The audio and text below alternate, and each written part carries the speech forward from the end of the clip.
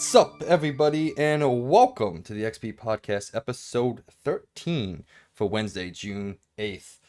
I'm one of your hosts, Mike Z. As always, joining me, my co-host, the Birdman himself, Logan B. What's up? What's up, everybody? Another week, big news, exciting news. Maybe some of the predictions from the last episode were kind of true. Yeah. So let's get right into it.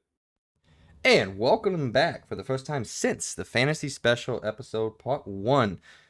ThorKage himself, Logan. Oh, sorry, not Logan. DJK, what's up, my man? What's up?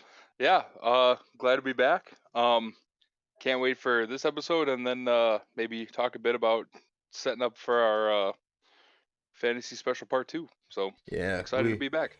we got to get the pinball going on that one. So, but anyway, since this is your episode back, your first special, why don't you lead us off with our random question of the week? All right, so we kind of talked for a few seconds. You and me have seen it before. It's if you could commit any crime and then once you commit it, nobody else ever will be ever able to commit it again. What crime would you pick? Yeah, so, I don't know. I've honestly said I've seen this before, so I'm thinking about it. And again, these answers aren't cumulative. So, like, if DJ says something, that's not like eliminated in your universe, Logan. So you can't like use that as like an out. Okay. Yeah, but shit. I don't know. Why don't you take it away first, DJ? Well, ever since hearing about it, I've thought about it, and like, I feel like doing something greed based would be the worst or be the best thing to get rid of, because then, like, you wouldn't have billionaires, almost trillionaires, and kind of socialism and stuff that, well, not socialism, whatever you want to call it. Like, we wouldn't have gas at $5, $6, $7 a gallon and this and that. Like, if you could do something to get rid of like some of that corporate greed and take the bullet for that, like, I would happily do that. Just because it would make probably everything better for everyone else. Um, like, but if you had to go based off the news in America alone in the last 2 weeks, it'd probably be a shooting of some kind, just because, I mean, there's been like 10 in the last 7 days. So, like, that would be one to maybe think about, just so that nobody else could ever do it again. Because it's like, at this point, it's like, you guys got to come up with something better. Like, get your shit together. I don't know if I would go with something great. I'd probably go with something more like inhumane, like I don't know, like genocide or something. Like I'll commit Yeah. genocide so no one else can ever do it again. Or like yeah, like murder. There's rape. Rape's awful. Definitely don't want that to happen to anybody ever. But I also got to think like I have to commit the crime too, and it's like which one would I would I see myself like actually having the wherewithal or the innateness to actually pull off without ruining it. So I'm gonna go with I don't know. I think I'm just gonna go in with assault with a deadly weapon. There you go. So no one can ever do that again because you did hit the nail on the head. I'm really tired of people getting shot, dude. Like it's Yeah. annoying. Logan. I guess really deep. I was thinking video game wise. Oh. But I Oh guess. no, the question. What? Mine is gonna be video game related, just so I can keep it with the Wait, podcast. But what- you guys got some good ones, obviously. what I think they'll be really crime? good. When it's a video game, it's supposed to be like you commit one crime. I think There's it's no a crime. It's a crime in general. Mobile games. If I Well, this- commit a crime, would be making a mobile game. Well, this question took a turn. So then those can never be made again. Well, I mean, I gotta say, thanks for taking the bullet for us, my man. Yeah, I'm willing to do that so that we stop getting these crappy mobile games that are ruining every other game. I know it's not as deep as the other two, but I guess as a Nah, it's video fine. game wise thing, that would be something I would do. Everybody's got the hill that they're gonna die on. So Yes. Hey, and then eBay would stop putting out, or EA would stop putting out their shitty Exactly. games, so then Loot they could focus more boxes, on their platforms for everything. once. Yeah. yeah, I Ubisoft would can keep making Assassin's Creed games bigger and bigger since they don't have microtransactions to fall back on now. We're gonna get a $300 Assassin's Creed. exactly. Yeah. So DJ, you never gave a final answer. You said something greed. Like what? Well, mine would probably have to go with like some sort of insider trading or something like that, just because like lately that seems to be a big topic, like with people that serve in Senate and like House of Reps and stuff, that it's like they're not doing it per se, but their spouse or loved ones are magically, making millions of dollars on these things, that it's like, wow, how did you know that? Well, I don't know, just a hunch. It's nothing to do with, I know the person making the law that's going to help make that money. So, um, I mean, if I could put a stop to that, that would probably help with, um, like the stock market going crazy. So then people freak out, and the next thing you know, gas prices jump $5 in a month span, and houses go up, Yeah, I was gonna say I'd really thousands of like to be able percent. to buy a 2x4 for less than $10. Yeah. All right, so DJ's gonna eliminate all the greed in the world. I'm gonna eliminate murder, and Logan's gonna eliminate mobile games. What do you It's the think? biggest crime of them all. It's a comprehensive list. And on that note, ladies and gentlemen, if you didn't know, this is the XP Podcast, our weekly video game and pop culture news podcast, where Logan and myself, plus now DJ, sit down with y'all and talk about all the news stories and happenings inside and out of the video game world. We post a new episode each and every week so you can listen to it throughout your work week. You can find us on most of our popular podcasting services, including Apple Podcasts, Spotify, Google Podcasts, and more. If you enjoy what we're doing here, please support us on our Patreon, where you can be a part of our weekly discussions and give us your opinions on everything we talk about and everything we don't. You'll also obviously be able to find all of our uploads there, along with any exclusive episodes we may decide to post. Links for that, as always, are in the description down below. However, if you don't have any money to send away, don't worry. We still love and appreciate you for listening to us and being a part of our growing community. If for some reason you want to see our shiny faces, stay tuned. We're still working on it, but you can still go over to our YouTube channel where you can get this show and all of our shows in video format. If you do, please don't forget to give us a like, share, subscribe, and hit that notification icon so you can be aware of everything we post when we post it. With all that out of the way, let's get into this week's show, singular. In our point of the show, we will bring you our state of play reaction. Spoiler, it was pretty darn good. And we'll also be talking about the first 3 episodes of Obi-Wan Kenobi, as spoiler-free-ish as we feel like we want to go. So, then in the news, we're going to talk about Pokemon, Modern Warfare 2, Sonic Frontiers, and much, much more. But before we get to all that, it's time for What You've Been Doing, where we catch up on all the things pop culture that we've been doing, whether that be gaming, TV shows, movies, books, and or comics. It doesn't matter to us because we're nerds and we enjoy it all. So with that out of the way, Mr. Birdman Logan, let's kick it to you. What, sir, have you been doing? As always, playing video games. Been pretty busy this week with a lot of games. Beat a few. So I officially have beaten Ratchet and Clank already. Hey, hell yeah, there we go. Put like 11 hours, I believe, into the game, and I didn't really feel like I rushed at all. Like I Yeah, took I my mean, time. it was about 12 hours. I mean, I said I platinumed it at 18, so I think Yeah. you put a couple more hours, and I think I did one more playthrough, like super quick, to upgrade the weapons as much as I could. But yeah, that's about right. It's about 12-hour game. Yeah, I really loved it though. Yeah, it was Yeah, really, it's really great. fun. I almost want to say, and I know this may be controversial for some people, I don't know who, but I personally like this one more than the first one. I felt the story was more interesting, and I loved a lot of the characters in this one, and I also just love how unbelievably amazing looking that game is. Like, it is beyond amazing looking, and it kind of blows me away the more I looked at it and the more I played it. Um, it was super good. Story is really good. I actually kind of like that it wasn't like super long, which I felt even still like 10 to 11 hours was still a good amount of time Yeah, it's a for good. such, like It's very. it's a linear base game where you just go straight forward. You do mission, you keep the story going. There's some side activities you can do, but it's a lot like the first game where there's like some parts have semi open world things you can go do, which I did enjoy those parts.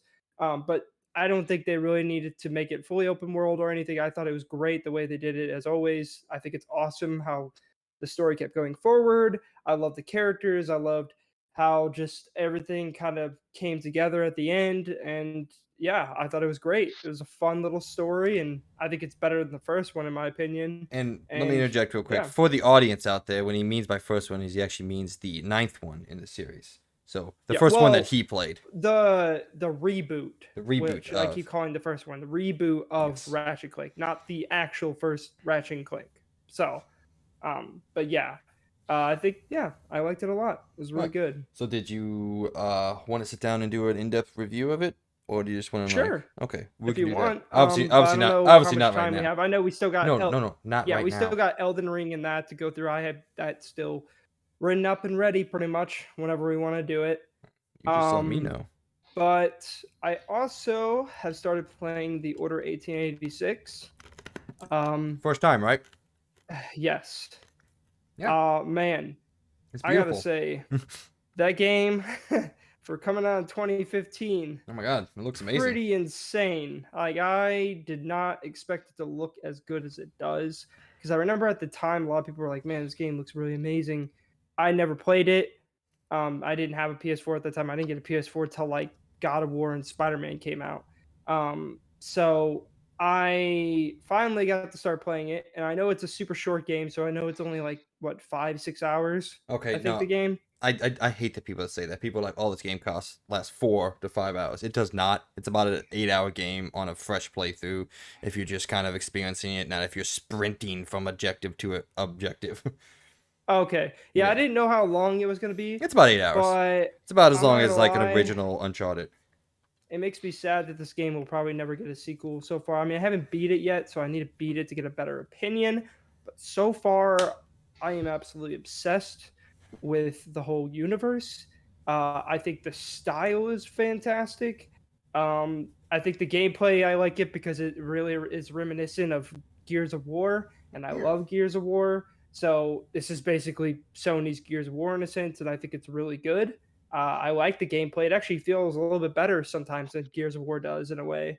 Um, and it's just it just looks so good. Like I was kind of amazed. I was playing. I mean, I know a lot of the cutscenes aren't actual in engine, but some of them are. Some of them are, I think, are like actually pre-rendered, but that's not a problem because I feel like they really work well with the game. Like I feel like they transition insanely well into the gameplay, and it still looks insane even for a 2015 game that literally it runs at 1080p and I'm playing it on my PS5 at 1080p 30. It is fantastic looking still, and I'm having a lot of fun with it. I can't wait to keep playing it, and I'll probably beat it this week easily. Like it's not gonna take me that long to beat it. I feel like, I mean, it's 8 hours. I beat Ratchet and Clank in like less than 1 week, so I think I could beat that game pretty quickly. Well, I But think yeah, it's. I mean, it was kind of a victim of the era of gaming where yeah. everybody was like, every game that came out, like, oh, is this worth X amount of dollars? Is this worth that? And it's like worth is different to the individual. Something like me, $60. When the order first came out, I played through it twice, and I'm like, yes, to me, that was a $60 experience. It was epic. It was cinematic. It was involved. Like, yes, it was short, but to me, that was worth it. And to a lot of people in the game industry, it got ripped and destroyed because of how short it was, even though it was the same length as like the first Uncharted and Uncharted 3. It's it's 8 to 9 hours, or sorry, 7 to 8 hours. So it just came out at a bad time. I think if that game comes out in 2020 or 2019, I think we get a sequel in 3 to 4 years. But because it came out when it was, everyone ripped it apart for how short it was, quote unquote. It put a bad taste in everyone's mouth, and there's actually a lot of people who didn't like the shooting that much. I'll have to see where it goes again. I know I've only played maybe an hour and a half, maybe 2 hours of the game. Um, but I'll have a better opinion Yeah. next week whenever I beat it because I'm fully gonna beat the game. I've been literally ever since I played it, I've been thinking about it and been wanting to play it for a while now. To play more of it, I guess, is a better way to say it. So yeah, I'm really excited to get into it. I really like it. I guess I can see, like, for example, I don't think Ratchet and Clank still, as much as I liked it, was worth $70. But that is just my Yeah. Again, opinion. it's in the I'm eyes of not the saying it's a beholder, bad right? game. I just find my worth that I don't think that's worth $70, especially when there's other games that come out that are $60 that have more to it, more depth, and just more to do. But again, I guess that is everybody's worth with it. I still think it was worth maybe $60, not the extra $10 that it is, but that is, everyone's opinion on it. There's only a few games I'm probably going to ever spend $70 on. That's going to be God of War and the new Spider-Man. That's probably it. That's probably the only games I'm going to spend $70 on. Um, but yeah, I really like the order though. I think if I beat it, and depending on how long I beat it, it's probably worth either the $60 tag if you're saying it's 8 hours, and if it's fun enough to go back and play again. If not, then maybe it's right in my opinion like the $40 range. But who knows? Yeah, I I'm gonna played through beat it. it, and I'm gonna have a better opinion, and I'll have a full opinion. But yeah, so far awesome. Kind of makes me sad that I'll never see another one because I really love so far the world that it's building. I love the graphics and I kind of like the gameplay. I think the gameplay is fun. Well, I know it's basic kind of cover shooter, sorry. but it's not that basic. I think it still has a lot of it's kind of dynamic in a sense. It's not as dynamic as like Last of Us 2, for example, where like you can jump around cover and it's very natural and you could do a lot of different maneuvers, but still for the time period that it came out, I think it's pretty impressive. So I will I'm tell excited you to keep playing it. two things real quick. You know me, I'm not gonna Hmm. spoil anything, but there is a very annoying and frustrating sequence later on. It's a stealth sequence. You'll know it when you get there. Okay. It's kind of annoying, especially when you're trying to do like a platinum run of it, and it's stupid. And then if you're upset that you're not gonna get a sequel yet, just wait till you finish it. That's fair. Yeah, that's all I'm gonna say there. No spoilers But for anything that happens. Anything that's else? fair. Um, I guess other than that, I guess I'm gonna jump in real quick. I'll just say the shows I've been watching this week. Um, because I don't really want to spoil it. But yeah, we'll talk about soon. We'll be talking about Obi-Wan. So that's one thing I've watched this week. And then also I watched the entire first part of the last season of Stranger Things, and it's amazing. I think it's really, really, really good. Actually, almost better than the third season and even probably the second season for me, in my opinion. Hey, And watch I'm not out. going to throw any spoilers, but I'm very excited for the second part. It's kind of weird how they split it in two parts because literally the second part is going to be 2 episodes, and it's literally going to be one's going to be an hour, and the second episode's going to be 2 hours and 30 minutes, which is literally a fucking movie. That's I no already said, okay. That's already a long movie. Like yeah. it's not just a movie. It's a long movie. And by the way, the first part, the last episode's an hour and 38 Yeah, minutes. you So told that's me. like Yeah, basic movie. we So talked then about you it last got week. a large movie as its last episode, which it probably needs because there's not a lot that needs to be answered, but there's still quite a bit of things that need to be resolved and end because this is supposed to be the final season of Stranger Things. So I'm excited for it. I've been really loving it. I think it's really good. And if you guys like Stranger Things, obviously watch it. And I think if you already do love it, you probably already are watching it. But yeah, super good. I mean, we binged pretty much the entire show last night. So good. I love it. Other than that, uh I think I'll cut it short. That's pretty much probably it, I think, this week. Other than playing more Sea of Thieves and I also played some Fallout 76. Enough said.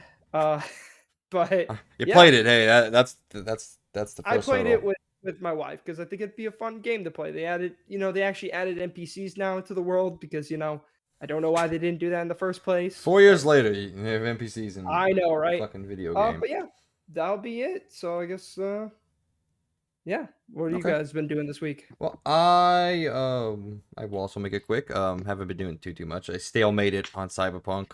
Um, not in a bad way. Like, not that I'm not enjoying it. It's just I know I'm at like the final mission. Like when I haven't moved past when you played it 2 weekends ago or last weekend, whatever it was. Like I haven't moved past that point in the story just because I'm getting hooked up on doing other stuff, and I'm just not playing it that much. So eventually I'll finish that. But finally finished Man of Medan.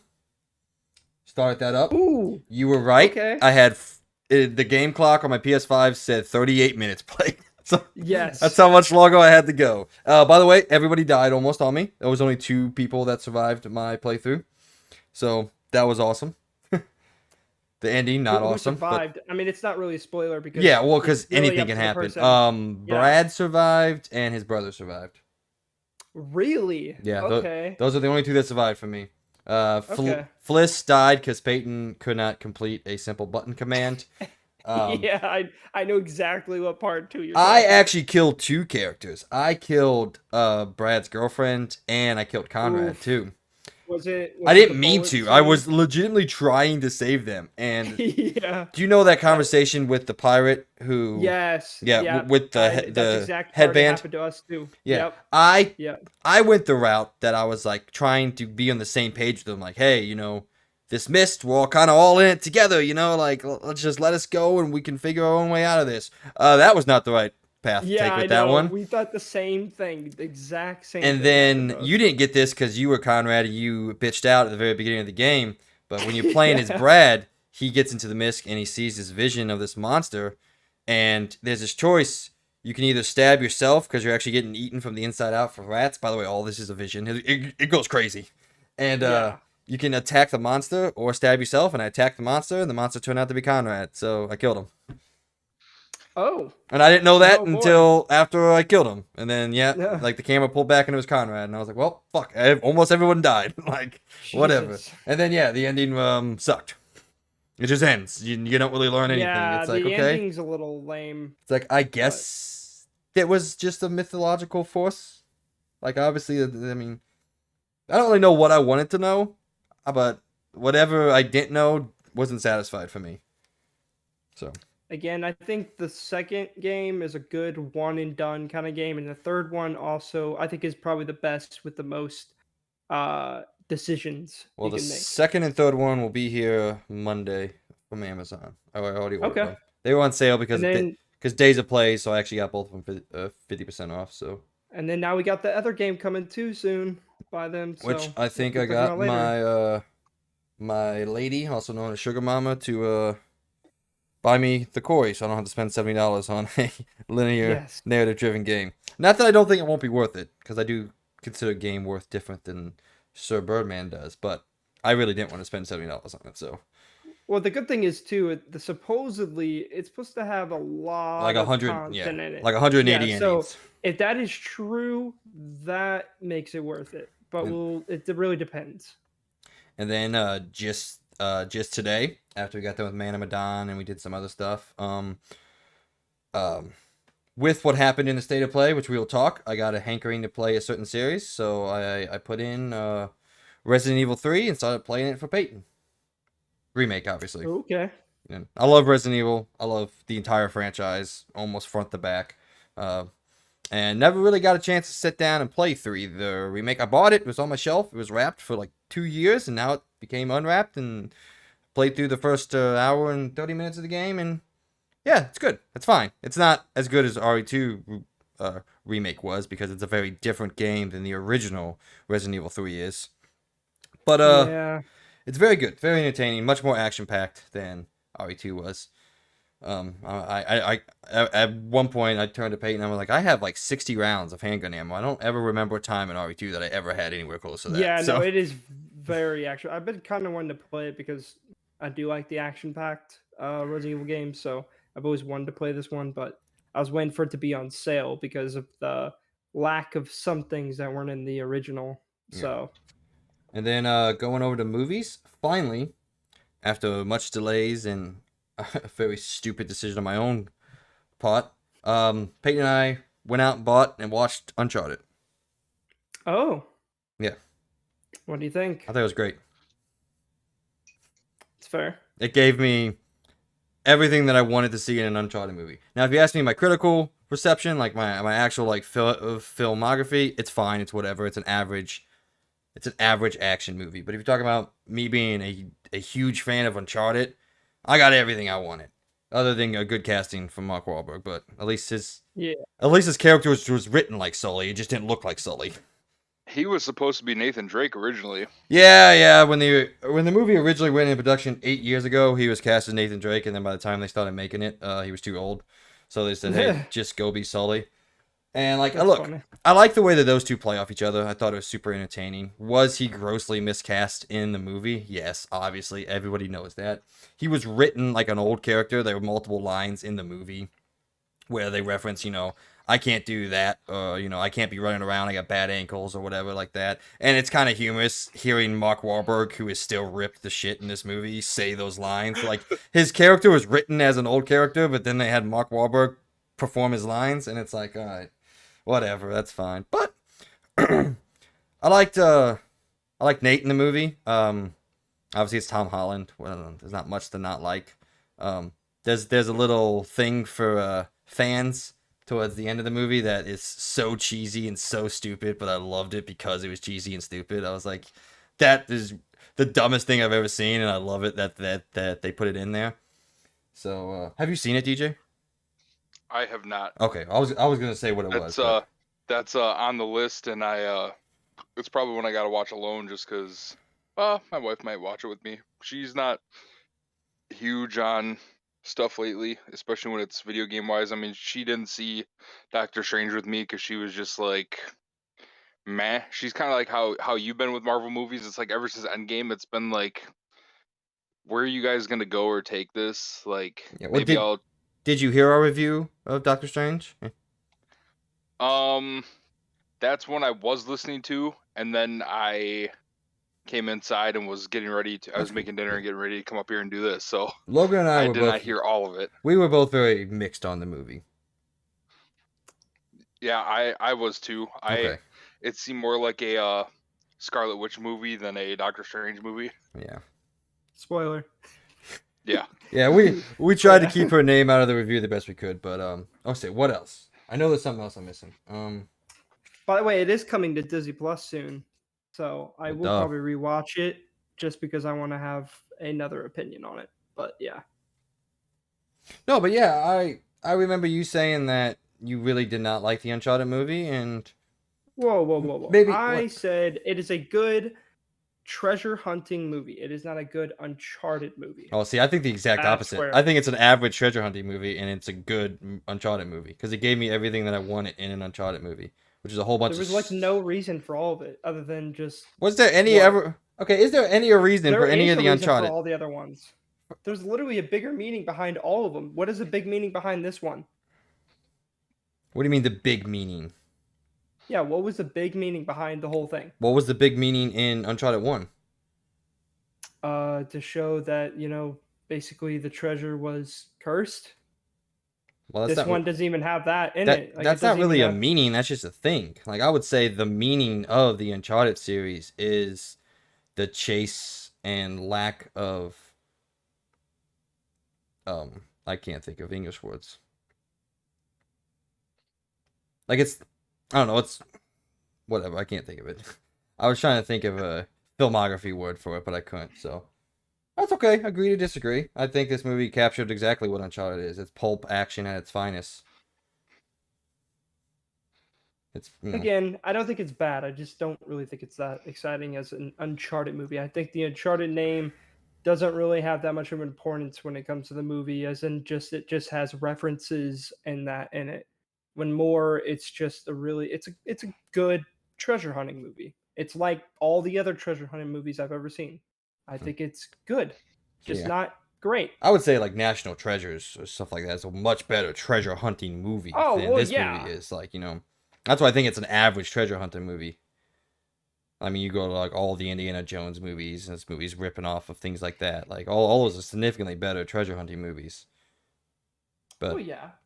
But uh, still, again, I just think it's not a bad treasure hunting movie. It's just it's that's what it is. It just has the Uncharted name plastered on the front and the names and references from the game. That's it. Nothing really that truly connects it in any way other than just characters and references. Well, I don't think it's trying to connect to the games. It's just being its own thing, and it's using the games as a base for it. Like, Yeah, and it does an okay job. like I feel honestly, like. I wish more things would. I wish like everything that came out Star Wars didn't have to connect to the Skywalker saga.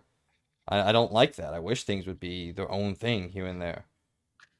Yeah, same, especially now that like the Skywalker saga has been given, Soccer. an end. Like I don't mind the going back and filling in stuff, but like we were told we're going to get 2 complete trilogies not really dealing with the Skywalker saga, and as far as I know both have been put on hold or canceled already. So it's like okay. Well, that's because Rian Johnson sucks. So Yeah. yeah. Hey, Wait, Knives Out is good.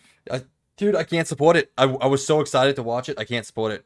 what? Knives Out's good. I It know. is really good. He's got some good movies. It's just Here's the the thing. problem was I was very excited for that movie. Sorry, I didn't mean to interrupt no, you. you're fine. Super excited for Knives Out. I can't watch the movie because he made The Last Jedi, and I'm like, fuck this guy. He I ruined one think of my favorite franchises. the problem there was he wanted to go take it dark, and then Disney made him undarken some of it, and then they were like, and then he was probably told, hey, or like from what I've read, he tried to say, hey, I'm going to continue this, but alter this and do this, and from what I've heard between him and JJ, it was a lot of what you have is nice, but it won't sell us merch, so don't do it that way.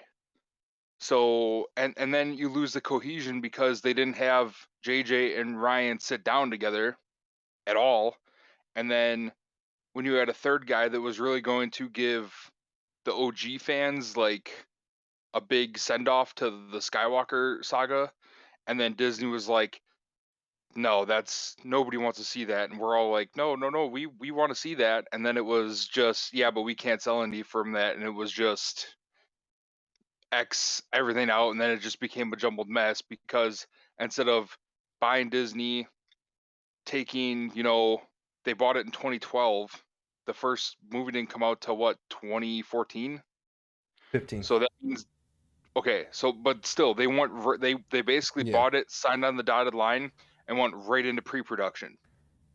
And then but did all the stuff of getting who they're gonna do, casting, this and that, and a basic story. But then it was like they didn't, instead of doing all 3 at once and then breaking it up into 3 movies like George did with the original 4, 5, 6, they went just for 1, just for number 2, and just for number 3, and it just was a fiasco. Yeah. Well, this is something that Logan and I have talked about. We're gonna do a whole series on all the Star Wars movies, and you'll probably be invited for that one. We're gonna go in depth with each trilogy and review it and everything like that. So we'll save all of that because I got a lot to say about Star Wars always Oh, for that. yeah, same. So those are gonna be really really long episodes, but hopefully they're fun. So you'll be invited for that. But let's move on to what you've been doing. You said you haven't been playing games for since a while, but have you seen any movies? Have you read anything? I know you're big in reading and Well, comics and shit. I just got back into Horizon just because I got back from Florida and I was going so hard on. We were playing Uno almost every other night. Then I'm trying to sneak in, busting through all of Pokemon, a couple other Switch games, and what else? And Horizon. Like I just, especially because like we drove down to Florida, so that's a 24-hour drive without the stops, but stopping makes it like almost 30. So I had to chew through a lot of time, and I mean I beat Pikmin 3 and I was just barely into it. Um and then from there it was like I got back and I uh well, my PlayStation sounded like it was ready to explode, so I was like, wait till I get the cleaning supplies and the time to do that, which I finally did, and it sounds phenomenal. It runs great now. It's not slow and laggy. It doesn't take when I fast travel in Horizon, it doesn't take 5 minutes for it to load and take me, not even a quarter way across the map. Um, and now I'm like to the point where it's like I want a game, so I started getting back into some of that, and um I'll kind of swing back around to dabble back into that. Movie wise, um I saw Doctor Strange. Okay, it was cool, but that seemed more like one that could have been a show instead of a movie. Um, I finally watched. We sat down and watched Top Gun because we have a like 100 greatest movies of all time. Is it actually even on there? I'm not sure. Should be. But I wanted to watch Top Gun just because I've never seen it and because I've never been huge on Tom Cruise, but it's more because the whole Scientology thing weirds me out, and because he has 3 front teeth. um, but like I watched that. That was such a great movie. That Yeah. now I want to go. If I you can't haven't, wait to watch Maverick now. if you haven't listened to last week's episode, and I did my review of Top Gun Maverick, and to summarize, I called it not only one of the best action movies all time, it's one of the best sequels ever made, and it's also one of the best movie experiences I've ever had. That's what I've been hearing a lot I of, and I I I gave it part a of me wants to resounding sneak 5 off out and of go 5. see Yeah, it. see it in theaters. Yeah, It has to be seen in theaters, in the biggest yeah. screen you could possibly see it in. I paid $17.50 for a second screening just to see it in IMAX. I was like, fuck it, I don't even care. Other than that, I'm trying to think. Watch Kenobi. We'll talk about that Um, shortly. when I'm up here bored and painting, I kind of go through stuff. I finally finished Silicon Valley on HBO, which, I fell off of that oh after like 2 seasons. yeah, like so, I would get HBO, like found it because I thought it might be cool. It was interesting, kept me going, but it was it was a lot of we built up from nothing, and then the big corporate company bends us over. Then we get around it or get out of it. We build back up, and then that same corporate, your bad Zuckerberg type Bezos guy swoops in and knocks it all down again, and build back up and knock it down and build up and knock it down. And I was like, are you guys just going to do that for 6 seasons? And then it was like, it gets to the end and it's like, they're going to accomplish the goal that they set out to do, and they're going to change the world and change the internet and all this and all that. And then it was like, hey, we did it a little too good, and now we might end the world. And I was like, what the hell? Like, this is so out of left field. And it was like, it was definitely a very jump the shark like finale for a series. And it was like, okay, I see why they took it the way they did, and it was a good ending, but it was also, it could have been a lot better and a lot cooler, but it is what it is. It's a tech show, so I mean, it's good for being a tech show because it could have been a lot more um like there's a lot of referencing to building code and pages and algorithm and this and that, and that is actually like, they made it intriguing to care about instead of like, I really don't care about this at all. So that was kind of nice. Um, Finished that. Now I'm watching South Park all the way through again, just because why not? Um, and Hey, then here's an idea. When you're watching these random shows just because you're bored, why don't you try Beating Horizon so we can talk about it? hey, that was only for the last like week or so. Now I've just picked up. I played through. I'm about probably solid 4 hours yesterday, and then a couple hours today. But then I was like, I need to get stuff done around the house. Um, Whoops. Thanks for listening to me, phone, and turning off the sound. Um, I got the final kernel that you needed, and like I said, I set up. I'm on my way. I still had so much of the map I hadn't explored that I was like, oh my god, I need to get back in this because I'll check the episode to make sure like, hey, you haven't gone ahead and been like, I'm not waiting for him anymore. So I'm hoping I can knock it out by this time next week. No, I've been a good I'm friend, and hoping to have Horizon done. I've been a good friend. I've been holding off, much to the dismay of my podcasting partner on the other line here, but that's Oh okay. yeah. Okay. I've been staying loyal. All right. Anything else, my dude? Um, That not that you really, other than that you want to talk the about? only the only game, like, because I've also been like, are there games I want to get that I've been hearing good stuff about, and I really want to get Sniper Elite 5.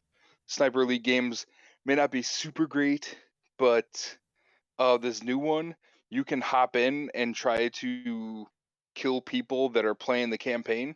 You can just hop into their campaign and snipe them and hunt them while they're going through the campaign, and I want to go on and just wreck people. Yeah, So I'm looking it's forward to hopefully getting that and doing that in the next week or two. it's very Elden Ringy, Death Loopy in that way. Yeah. With Logan loved that feature in Deathloop, and Oh and, yeah, I thought it and, was great. and in Elden Ring, he loves getting invaded by people who just destroy him. The funny thing is, I at first I was getting destroyed by them, and then started to switch around. And I started invading people myself, and So yeah, I got pretty good at it. either die, or you live long enough to see yourself become the villain. Hey there, Logan. Exactly. It's the most true statement in life. All right. Well, ladies and gentlemen, that was what you've been doing. Well, all three of us go through, talk about a little bit about what we've been doing throughout the week. Please, let us know down below what you guys have been doing, what you're working on, what you're playing, what you're watching.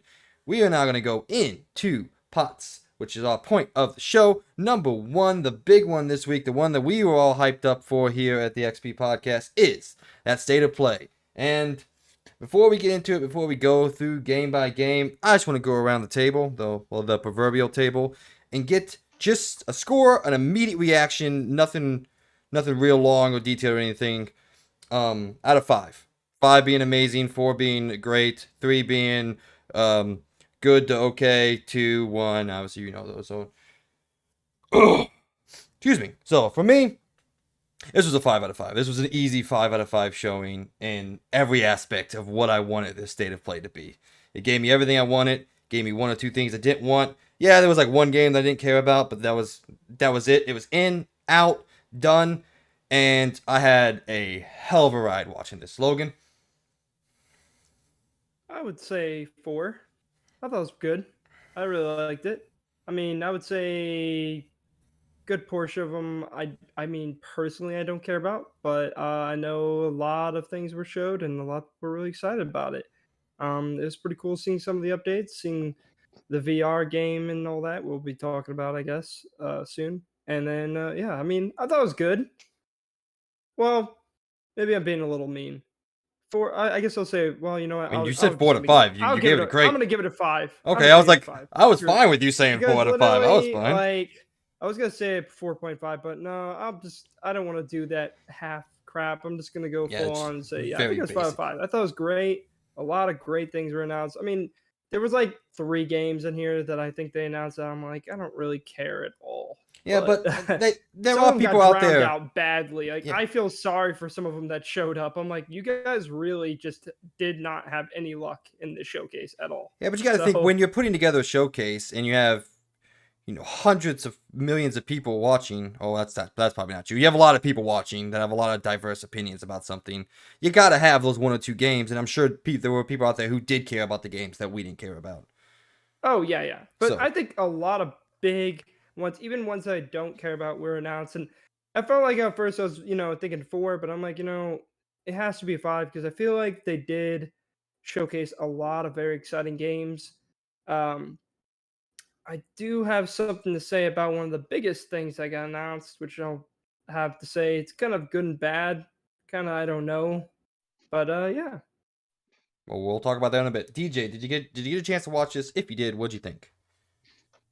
Um, I really only paid attention to the Modern Warfare 2 and the Pokemon, because that's really been the only thing on my radar.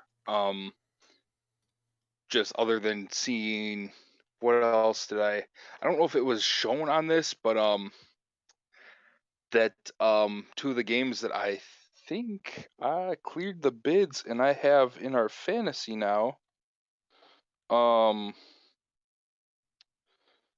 that I'm gonna give it a 5, just because, yeah, I'm super hyped for, yes, I got them both, sweet. I'm hyped for a lot of the games that are supposed to be coming out this year, and the look we got at Modern Warfare 2, and then we got a for sure release date, and it looks like it is going to be a bit of a redemption from. I mean, Cold War was okay, but was forced, and Vanguard has been hot garbage to the point where I don't even remember the last time I played um Warzone at all. So it was definitely very refreshing and pretty dope. I definitely give it a 5 overall after out of the 3 or 4 games that I wanted to see and I saw and heard stuff from. So All right. Wait, where was Call of Duty at that showcase? I don't remember Call of seeing Duty was that. not a state of play. It was no, just throughout Yeah, the I was week. like, yeah, wait, what? it wasn't at State of Play. It was that it got like its own Yeah. like We'll be getting rollout. So soon, very soon. We're gonna Okay. get that announcement, by the way. And Very we'll excited. talk about that really soon. God dang it! This is PlayStation Yeah, time. Y'all sorry, shut the hell sorry. up. All right. Uh, So, ladies and gentlemen, we're gonna go through each and every game. Each and every game. Give us a little bit of a reaction. There are 2 games, obviously, if you listened to last week's episode, that I thought it would be lucky if we got one of them. Motherfuckers, we got both of them. So they started this thing off with boom 3/24/2023, and what everyone thought popped up. Last of Us Remake officially being announced. No, just kidding. It's fucking Resident Evil 4. One of the coolest announcements I've ever seen in the way that they did it. And the fact that they started with the guitar riff. And even I thought Last of Us. And then it went into the Spanish guitar. And you should have been there on my couch, Logan. I flipped my shit off, dude. This game, something I've been waiting for years and years and years. I thought it was said. I personally thought it was a super cool way to actually reveal it and show it. Starting the show off with a bang. I honestly didn't think it could have got better than that. Spoiler alert, it does. And yes, I'm just so excited. The game looked incredible. I watched the trailer like 4 times afterwards, just seeing all the little details. The house in the very beginning, the way it looks, everything about this looked like the next gen Resident Evil remake that we were promised. Logan.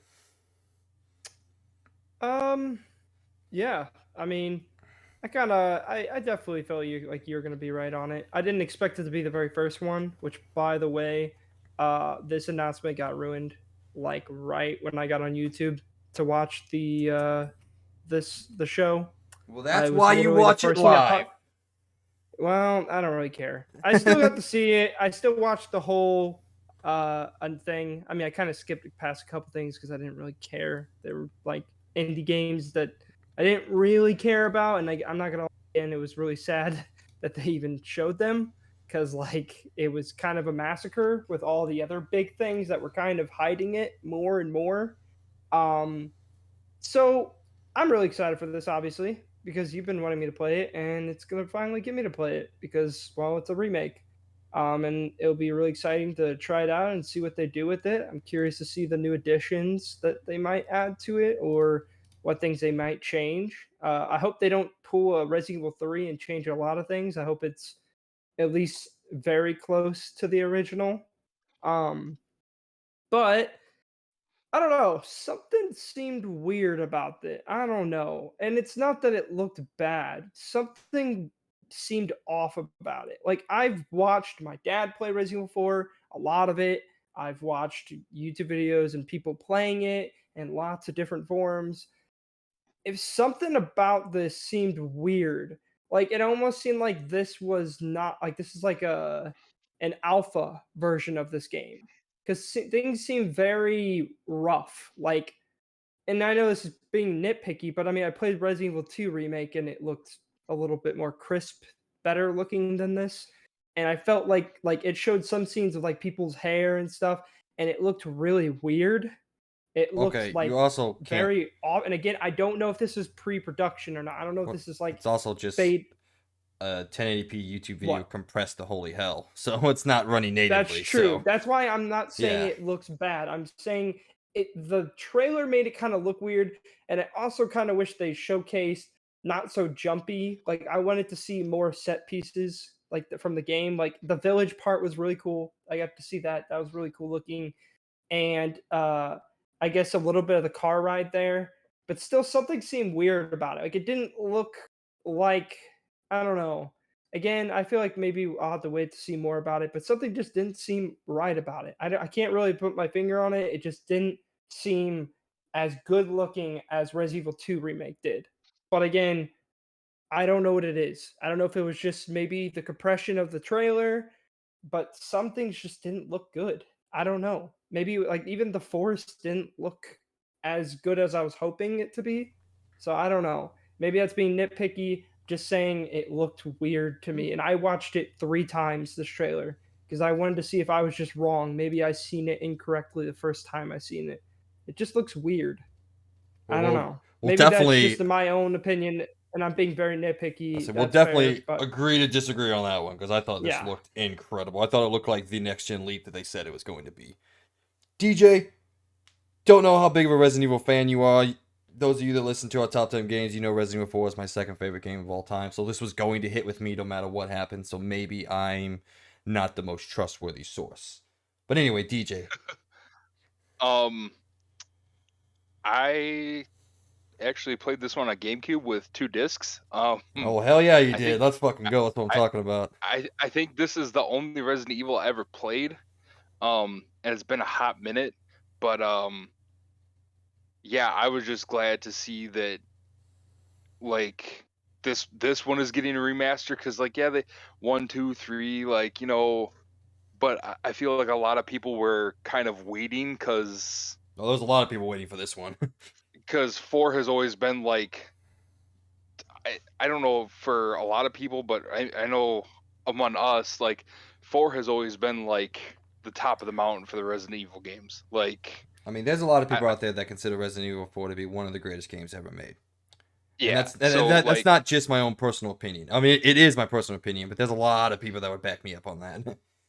yeah, and just to get like the treatment it deserved and get like not like this reboot and revamp that like the freaking Call of Duties or not the Call of Duties, the Grand Theft Autos got where you're almost better off spending the money to go get a PS2 or an Xbox and um playing the original copies. Like this actually looks like they took the time to go through and revamp and move it to a better engine and run it at maximum. So that's really exciting to me.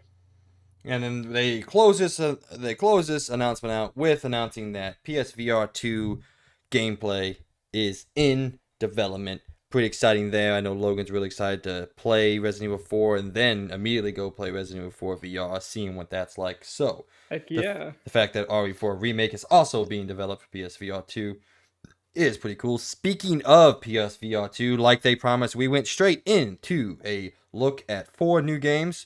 Well, let me take that back. 2 new games and 1 longer look at a game that we've already seen.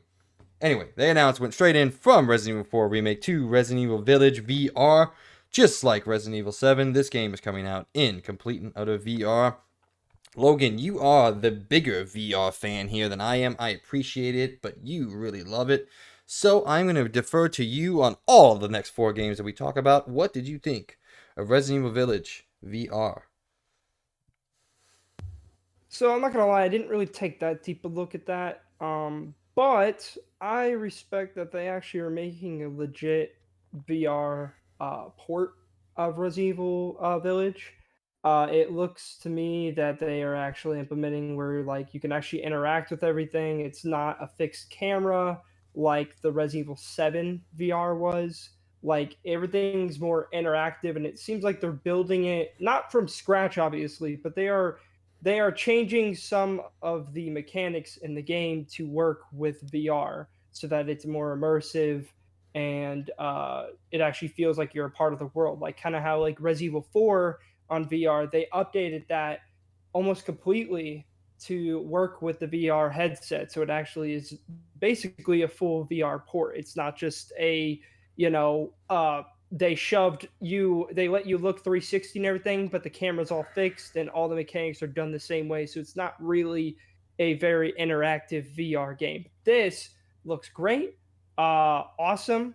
Again, I probably will never play the new Resident Evil games. I don't really care for them. they don't look that exciting for me, and that's not saying they're bad. I've watched gameplay on it, and they look cool, but they're not my kind of Resident Evil games. I like the third person or top down Resident Evil games that I played that I enjoy more than the first person only. Which is kind of contradicting me with the whole cyberpunk thing, where I like cyberpunk because it is all in first person. It's I just okay. don't really care for the full first person perspective of these new Resident Evil games, and I also just don't really care for the storyline that they're pushing with the new Resident Evil games. I like the classic Resident Evil stories with the when it was a lot When more. none of it made sense. Yeah, it did. I'm Yeah, joking. I love the OG Resident Evil games. yeah, but like they also just kind of were like, They're there cheesy. were zombies, there Yeah. was creatures, Yeah. there, it was a lot more condensed and not vampires and werewolves and like stuff like that. But again, I don't care. I'm just saying, to be honest, this looks awesome still. It almost kind of makes me want to play it just because it is going to be done in VR, which I think would be really cool. Well, I So will. yeah, it's very exciting. I I mean, I don't will think be there's really much playing. to say. I will be playing Resident Evil Village by the end of the year. I promised you guys that. So, but Yeah. yeah, I thought this looked cool. I will not play it in VR though, because I like having underwear that I can wear. Yeah. I'm not about playing this shit in VR. I'm not gonna do that. First person horror games, to me, significantly more intense than third person horror games. I can play a third person horror game and be relatively okay with it. Yeah, I'll get some jump scares here and there, but nope. First person horror games, I'm fucking out. I ain't playing that. Uh, DJ. Yeah. Yeah, I haven't really done a whole lot of VR. It's cool, And man. as soon as like I plan on getting Oculus eventually, or I've thought about doing the PS VR 2. Um, but yeah, I'm kind of in your same boat. Like the games that I have played, I loved. I will probably never do a horror game just because It's fucking I'll I'll terrifying. I, I get jump scared and scream like a little girl when I'm playing on a 2D screen and watching it in third person view. Like if I see it, like I watch the clips on TikTok and YouTube all the time of people playing some of those games. I will, yeah, I'd have to be wearing some Depends to play that or have the shower ready because I definitely would probably either shit myself or wet my pants. So I'll stay away from the VR horror. Coming in right off the heels of Resident Evil Village VR, we got another zombie game in VR.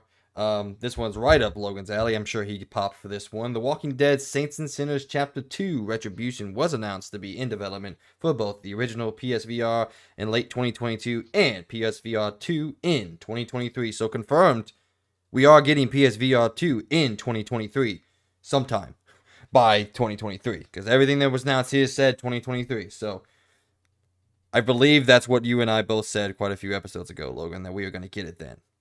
Oh yeah. I think I think I said there was a hope and prayer for 2022, but it looks like that's no, we're not getting it. But Logan, what did you think of Walking Dead: Saints and Sinners? I know you love the first one. You've been telling me to play the first one.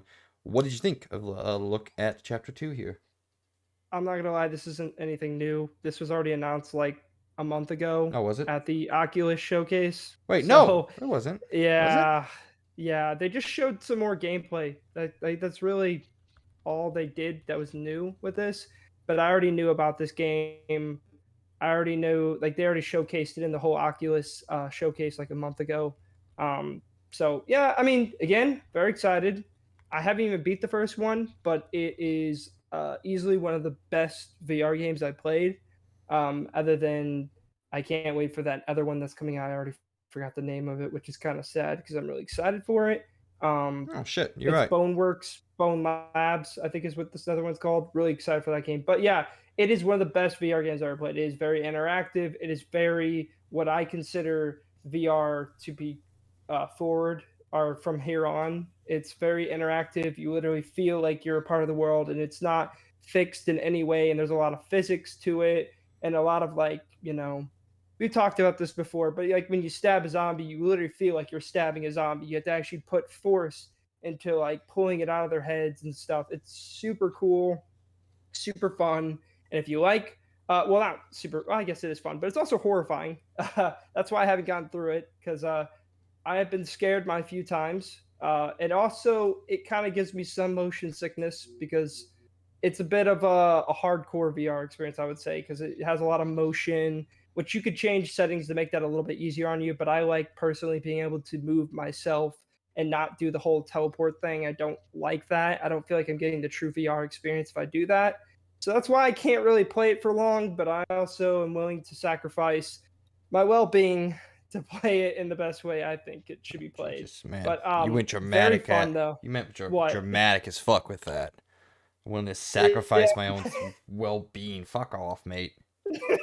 For the greater good. Yeah. I'm just kidding. No, it's a really good experience, and that's what these new Resident Evil games have been doing with their new, well, not new, but VR ports are doing. They're doing very interactive, cool things like that, and I love that. So, and I can't wait to see it going forward. But yeah, as always, this looks exciting. They showed some chainsaw stuff, and man, does the chainsaw look fun to use in VR and killing zombies. So, Well, I apologize for my misinformation. I do not remember this from the Oculus one, even though we covered it. I guess I zoned out. But DJ, it showed new stuff. So I mean, it Okay. did show quite a bit of new stuff. No, So it is I pretty honestly exciting thought still this to was the see. first time we were seeing it. I do not Oh remember no, it that's from why the when you were Oculus at saying all. it, I'm like, No, I'll wait till hey, you finish to let you know. Don't be afraid to call me out on my bullshit. Yeah. I'm not always right. I'm just normally right. Oh, DJ, anything to Ooh. say on Walking Dead: Saints and Sinners Chapter 2?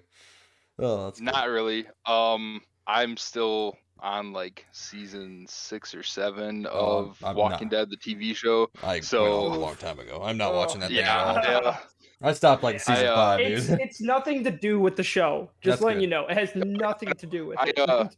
that was one of those. I was trying to watch it before I played any of those, and then I think Mike, you were the one that told me like the Telltale games and some of that really have not a whole lot to do with the actual show. Well, the Telltale games are the No, better Walking nothing. Dead story anyway, so. Yeah, I mean, there's only one character, I think, or two characters that show from the show. Well, in the entire game. there's some crossover, you know, but Yeah. yes, generally. But I haven't like I don't mind those style of games. I devote more of my time to first person shooters. So Yeah.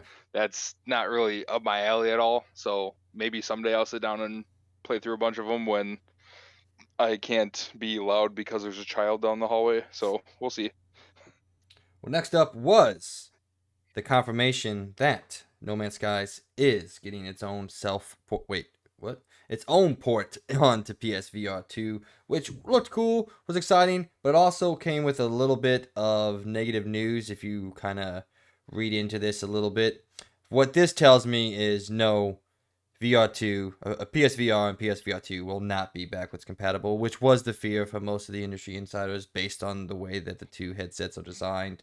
The only way that they'll be backwards compatible is if the game that they're trying to port has a Oculus port or another headset that uses the same technology as PSVR 2 is using. So that's how I read it. A little bit of a letdown with that, but there are plenty of ports out there, and most of the best VR games, PSVR games, have been ported to other systems, so hopefully they'll go through and they will put them on VR2 with that port.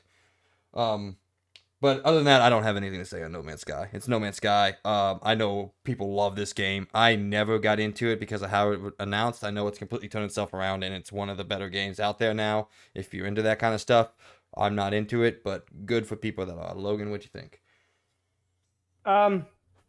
Yeah, No Man's Sky and VR. Yeah, if you don't know what I'm talking about with the ports and all that, because VR2 now runs from inside-out tracking, and PSVR 1 obviously ran from the stupid camera to the stupid light thing and to the stupid controllers, and everything was stupid about it. That makes it really very hard to port games immediately with having them be backwards compatible without a developer having to go in there and creating a new way for the game to communicate with the headset. So that was the big worry, and it seems like this being an announced port now confirms that we're not going to get straight one-to-one backwards compatibility with VR and VR2.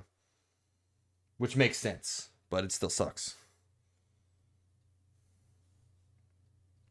Okay, awkward silence, cool. No one's. Oh, I didn't know where. I didn't know if you were gonna have anything to say about that. There's so not really much to say about No Man's Sky. Well, no, I was talking more about, we've moved on to what do you think about this speaking more in large to backwards compatibility the backwards compatibility. between the headsets? I I saw it can't coming, say I but figured that was coming, but I would also say that it makes sense because I don't really know the in-depth details of like how the development works when it comes to both of them. I would think it wouldn't really be that crazy hard because it's literally just a matter of your environment thing, but I don't know how much different the whole camera system thing yeah, works from it's then the environment one like the Oculus and the new PSVR 2. from what I've So, read from development diaries, it's pretty difficult. You have to completely okay. change the way the game, the headset, and the thing that's running the game communicates with each other. It's pretty Okay. difficult. But, as I said, Moss has a port for Oculus. Obviously Walking Dead Saints and Sinners, Oculus. All the best games, in my opinion, best games on VR have ports to other headsets that use inside out tracking. So those can just be ported straight to VR2 instead of, being able to put on your VR2 headset, put in Iron Man, which does not have a port to anything else, and being able to play that on your VR2. It's probably not going to work that way, unfortunately. Well, still, we're got a lot of Yeah. exciting games coming, so I think it's bad news for if you really love some of the old PSVR games, but it's good news because you have a bright future ahead with Yeah. a better headset, Significantly better probably headset. way better VR games that are coming out, which I'm pretty sure that Bone Labs game that I'm absurdly excited for, probably the most hyped VR game to ever come to the Oculus Quest 2 for me, in my opinion. I think 100% is also confirmed for the PSVR 2. I think the developer announced it on Twitter that he is also making a PSVR 2 port. So yeah, very excited. Probably the most hyped VR game of all time coming. And yeah, you're going to be getting it on probably the better VR headset, anyways. I don't know if it's coming to the PSVR 1.0, but I think it's just coming to PSVR 2.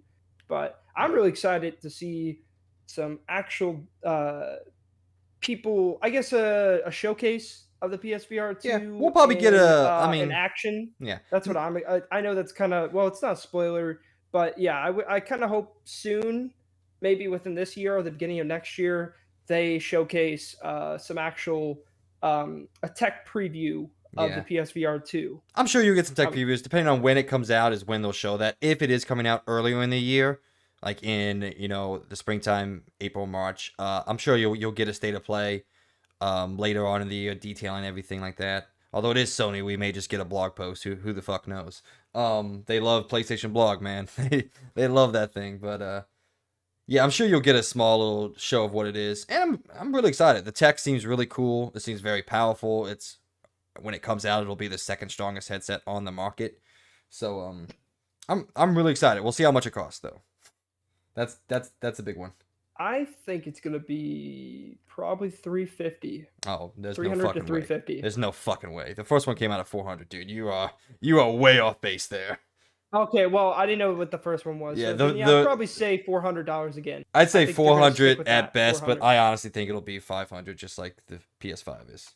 Because Really? PS4 and PSVR were the exact same price for PS4 Pro. I think this is gonna be 500. Just I'm willing to like, put a bet down. I don't think it's gonna be that. I think it's gonna be 400. all right, what are you betting? Pizza party?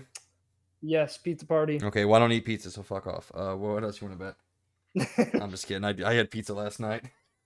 I'm about to say, come on now. I may eat really good and I may be kind of a health freak, but I still eat pizza. God damn it. Yeah, I mean, even the most, I feel like the healthy people have to enjoy pizza in Yeah. some way or form. Okay.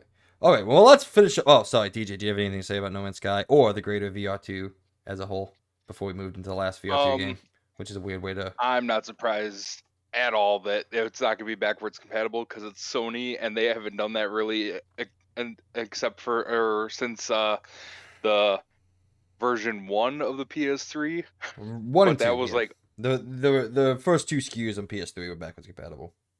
yeah, and then it was like, yeah, we don't need that anymore. So now, you got to go pay hundreds and hundreds of dollars to get certain games to play them again. So, just because who wants to risk going to jail over some ROMs? Since a couple companies have cracked down hard on that now. So, Ah, fuck it. I'm excited for it.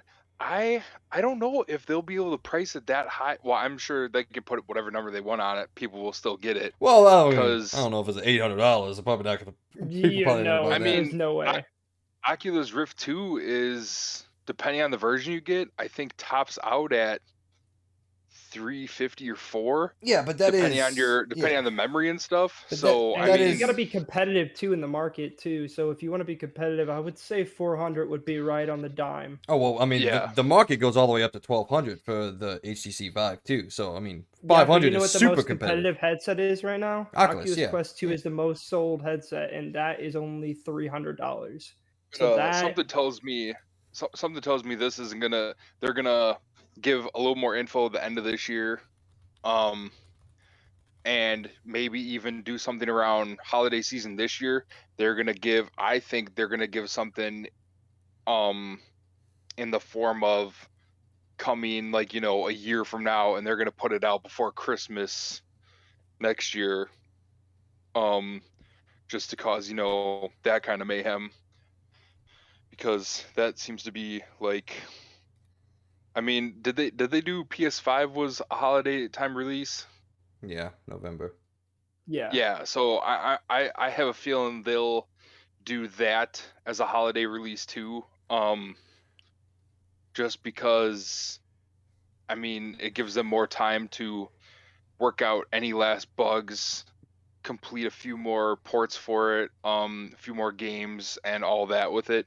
So I don't think we'll get it until the end of next year, but it's better than, 3 or 4 years out, or like some of these games that they announced in 2018 or 2017 or 2016 or whenever, and we're just now going to be getting them this year or next year, and it's like, I think that's where, I mean, Logan and I have talked about it a couple times, and that's where I think some of the frustration comes in with Sony, but also it's a little nicer that they just refuse to talk about games until they're ready, until they feel like they're ready. And that's a lot different yeah. than some other studios or companies out there. Like Nintendo's been talking about Breath of the Wild for 4 years. Been talking about oh my god, the character action game. What the hell? The one that um Bayonetta 3 for fucking 10 years at this point. So that's a lot of frustration comes from Sony not talking about things in a timeline that Hmm. us fans would want them to. But I think it does, obviously, as I said, leave a lot less to be desired when they do start talking about them. When they finally talk about games, you're getting them. Like Resident Evil 4 finally talk about, we're getting it in 7 months now. It's not years down the road. Hmm. So it sucks that there's a lot of, oh man, I wish they would talk about this. Like we're still waiting on God of War news, and apparently that's still coming out this year. And eventually they'll say something when they're ready. But it is kind of frustrating, and I'm like, I kind of wish I knew a little bit more. But at the same time, it doesn't really Yeah. matter because I'm buying it, so I don't really care that much. So Yeah, it's not like one of those that it's not like we've been waiting for. I mean, yeah, we're pretty understanding as far as, the pandemic and all that happened, so stuff got pushed back and this, that, and the other, but like, it's not like we'll be either getting it sometime this year or probably early next year. I can live with that. And I like that, like you said, Sony's not, oh yeah, yeah, you'll get it in a couple months. Oh yeah, yeah. And then a couple months comes in. Oh, we'll update you in the next week or two. And then a month and a half goes by, and then it's 2 months after the year, and it's, oh yeah, you guys will be getting it next year. And it's like, well, yeah, we figured that at this point because you'd be releasing it in the next week. So hey, at like least I, there's I still like that not. Sony does that. Yeah, we still have not got a 2021, a 2022 roadmap for Marvel's Avengers. We are supposed to get that in November of 2021. But hey, who the fuck's complaining? Yeah. Moving on to the last VR game, too. Let's pick this up a little bit. Horizon Call of the Mountain, the big one that most of us Sony fans were sitting back and waiting for, was finally revealed with about 3 minutes of gameplay. And I gotta say, this looks fucking great, dude. Like the way this game looks, the fidelity of it, it looks like the generational leap that we haven't really seen yet, because Walking Dead Saints and Sinners didn't really look like a generational leap from some of the VR games we've seen. Village is Village. We'll see how that runs. It looked really nice, but it also is a more it's an established thing. So, but I thought this looked cool. I thought the combat looked good. I can't wait to Can't wait to pull that bow with the new controls and the new DualSense, the way that feels. And yeah, obviously this is Horizon. I'm gonna play anything that comes out, watch anything that comes out in this franchise. But even outside of my fan base, I thought this looked like a really cool execution and idea, of climbing the mountain as the core gameplay loop. I think that's a cool goal to set as a gamer. It's very reminiscent of God of War. You set one very simple goal and then make it really hard for them to get there. So, Logan, what do you think about this, man?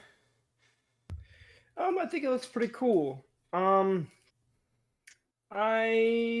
am both. I'm a little confused, but also I kind of get where they're going for this.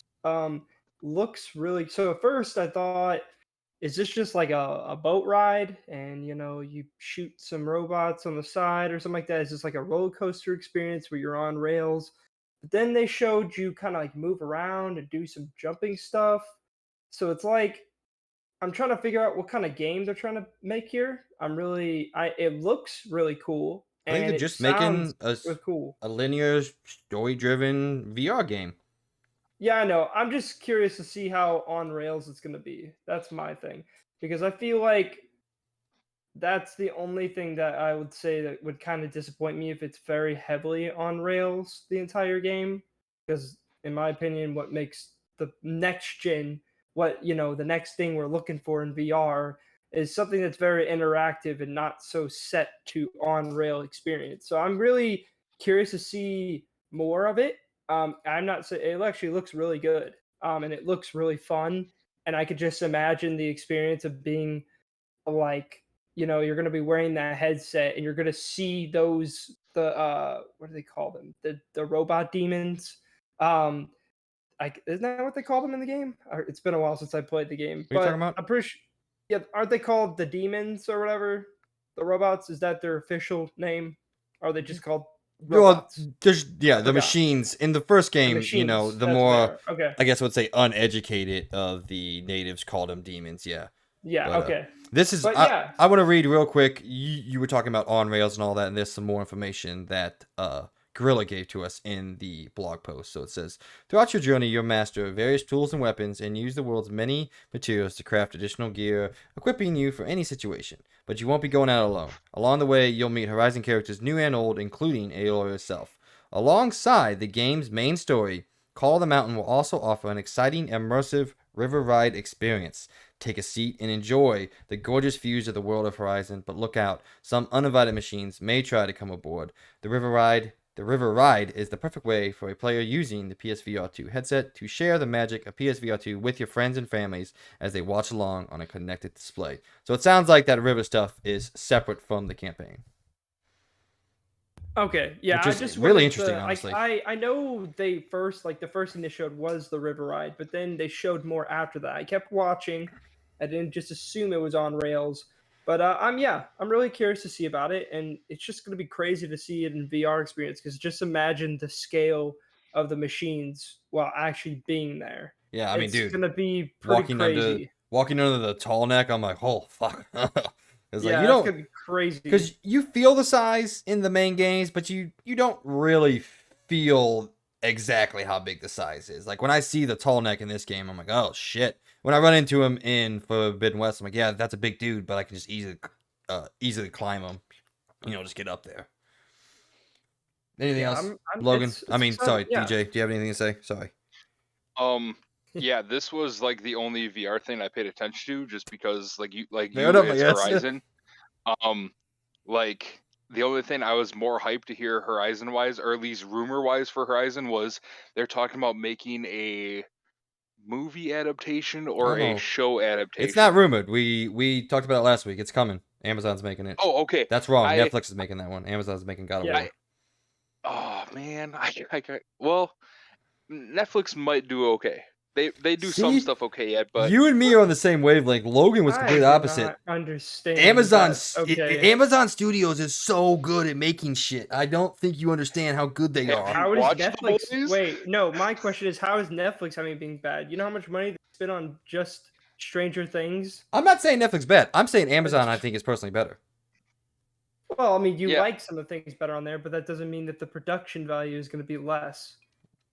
Yeah, but there's been Doesn't mean some there's things gonna that be more either. Netflix is producing that is Netflix is just putting out as much content as they can right now, just to um kind of stay relevant. Just because literally everything is snatching their streaming rights and contracts from them to put on their own platform, Hey, they and just got it, the Amazing Spider-Man. That's a big get. Yeah, and also I did see that. Yeah, that was they've nice. been doing this for years because the thing is the smart move is to start making your own stuff because then What no the one fuck, can take it away. man? What? Quit adding fucking weird ass pictures of things in the Discord, dickhead. Oh yeah, yeah. I look But up no, and I what see I'm that saying shit. is like basically everything is starting to do that now. Everything Yeah, has their own official things because then no one could take it away from them. yeah. Yes, I mean I know it may seem a little weird from an outside perspective to see that the Marvel shows got taken away from Netflix, but I'm pretty sure Netflix probably got good money to get that taken away from them. Oh, I'm sure they So did. yeah, so it's I think it's now I know I'm not going to say every single thing Netflix comes out with is top tier, but I feel like that's the same for every Oh, streaming thing. There is absolutely. literally not everything is top tier, best of the best. Everyone has their key shows that they look forward to. Like for example, Netflix has The Witcher, Stranger Things, Umbrella Academy. Yeah, well, we Um, don't have to add that third one. well, Umbrella Academy is great and it's very high tier. And I know It's you may not okay. like, but a lot of people do like me. So, um, and I'm not saying anything on Amazon is low tier either. I just I don't know. I haven't really seen much of their higher production shows. I know Boys had a high production, but it didn't really seem that high production compared to other shows I have watched, like See, HBO shows or some of the more higher budget Netflix shows. So okay, that's well, why last episode I was saying that I don't know how good it's going to look. I'm not saying that they couldn't. I just haven't seen anything Amazon has made that really looks as high production as some other things I've seen and other streaming websites. I will I will end my point of the argument saying it doesn't really matter. I'm excited about both of them. Oh yeah, I do trust Netflix. I do think Amazon is better at adapting things. I will say that because in my mind, Amazon's proven it once with The Witcher. They do a great job on that. But there is with Amazon. did I say Amazon? I meant Netflix. You Sorry. mean Netflix? I was Netflix like, has what? proven it with The Witcher that they can do things. I just don't know how much of the outside sources help with the adaptation. I'm speaking mostly about Henry Cavill. You know, he's a main guy. He's a driving point. He's written some episodes. He's been there all the way through the ride. A guy that knows a lot about the series. And, you know, we did get Cowboy Bebop, which was good. It wasn't amazing. Obviously, they canceled that immediately, which was my thought was a mistake. Well, Yeah. that's because We'll just they had it's like Star Wars. The toxic fans yeah. were being heard the loudest, so that's what got that canceled. Because there's a lot of fans that were like, "What the hell?" And then you had all the toxic fans like, "No, they should have. I'm glad they didn't." It's like, and that's same with Star Wars, with all the people bashing on. I mean, we'll get to that in a bit, but like some of the bashing that's been going on with the Kenobi series, and it's like this What? is why we're not getting stuff because the toxic fans are going to be toxic and they're going to ruin shit for the rest of us. Nobody will ever be perfect, but all right. Anyway, I want to move on real quick. So, is everybody okay? Nothing more on Call of the Wild. I think it looks No. fantastic. Okay. But yeah, looks great. Yeah, I think it really is going to be the showpiece for VR2, which makes sense. It's probably what they want it to be. Right off of Call of the Wild, Sony went into announcing a major update for Forbidden West. Comes with a bunch of cool things that I've been waiting for. Actually got me to go back in and play it a little bit this week, just for an hour or two, just experience some of the things. Most importantly, adds New Game Plus finally. But it's not just a basic New Game Plus. It adds new weapons, new trophies, which is only 3, which is annoying because now my percentage at 95 and not 100, and that really annoys me. A ridiculously hard difficulty that I tried out for 5 seconds and said never again. And finally, the most important thing, transmog system, which thank fucking God, that transmog system is a godsend. And then also some performance mode updates. So for those of us that were experiencing the glistening feature along the foliage and all that, that is officially gone. I did double check that, and it is there no longer. Oh, since DJ, I'm gonna turn to you. You're the only guy here that's played Forbidden West other than me. What do you think about this? And obviously, since you booted the game back up, did you get a chance to see some of the new features? And what'd you think? Oh, I totally even only playing on PS4, I totally saw that there's still some issues with the glistening like on people's face paint and stuff when you're in the cutaway scenes, but as far as getting like cuz there would be over the majority of the plants, whether you're in the desert, whether you're deep in a jungle spot or just a regular like vegetative forest, it's like did it just rain? Why do all the plants look like it's been raining for 20 minutes and there's the weather system has me clear skies right now, like what's going on? And just hopping back on, it was like totally different. It was like I because I just gone through some desert area and like the cactus didn't actually stick out because it didn't look like it was like a gardener has just been by watering it. Like it was covered in dust. It was dingy. It was like it looked like there was no water around, which it's a desert, so there shouldn't be. So that was nice. See, I never had that bad of an experience with it because I mean I'm spoiled myself. Obviously, I'm playing on PS5, but I did Yeah. notice that it is not as prevalent. Yeah, I never had major problems with the glitterness of it, the glintiness of it, Oh but no, it didn't take away from the game for me necessarily. It's just I have other glitches and stuff that like I have a ruin that I'm not gonna be able to complete unless I by miracle get something to happen just because it wasn't super clear on where I was supposed to take a crate. So now the two crates are at the bottom of it and I need it to be up a level and I can't like there's no way to reset it or like I've been trying to use one crate and use like the scaling to push the crate and get it to the second crate to pop back up where it should be. So that's been kind of a problem and I go okay. back and visit that one and it's just Is there an elevator involved? Because I think I know which part you're talking about. If there's an elevator involved, um it's not broke. You just haven't figured it out yet. That one took me about an hour to figure out. no, this one is a lot. There's was it, it's not the train car one. It was The train car one's easy. yeah. No, this one is there's like it's a like a loading dock and then there's one crate. I kind of got around one area. I'll Snapchat it to you.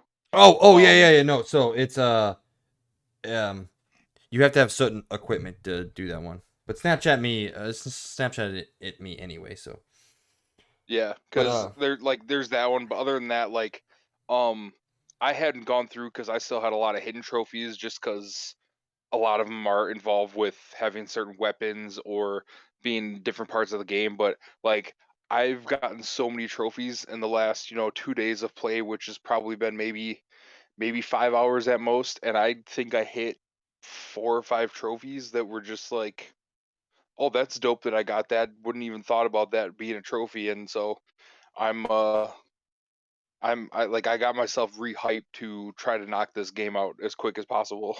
yeah, the transmog system works honestly like it should in every game, but it seems like games never figure this out. Literally, you can select any equipment you want, and then go to any style or look that you want, and press triangle, and there you go. You have the stats that you want and the look that you want. I don't know why this is so hard Hmm. for games to figure out, but I don't really want to give the game praise because it does what it needs to do. It's what it's supposed to do, but also I got to give it some praise because other games don't do it at all, or you have a really convoluted way like Assassin's Creed where you have to pay money to in order to transmog things, which is annoying Yeah. as fuck. Ugh. Anyway, Logan, anything to say on the update? I know eventually you're gonna play the game, but when you do, it'll be a lot better than how I experienced it and DJ first experienced it. Yeah. I mean, yeah, I haven't played it, but I did.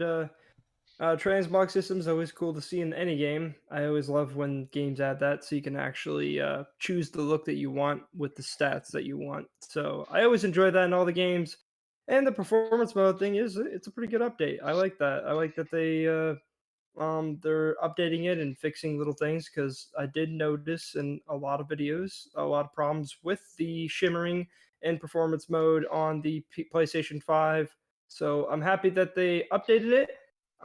I'm really excited to see. I did watch some comparisons on it, and I'm kind of curious on what they did to fix it. I've heard some things about they've set it to a specific resolution now, or they somehow fixed the dynamic checkerboard rendering that they used beforehand. But yeah, excited to play this game at some point. Um, but I don't know when that's going to be. But at All some right. point, I'd be really excited to play this game, and I can't wait to.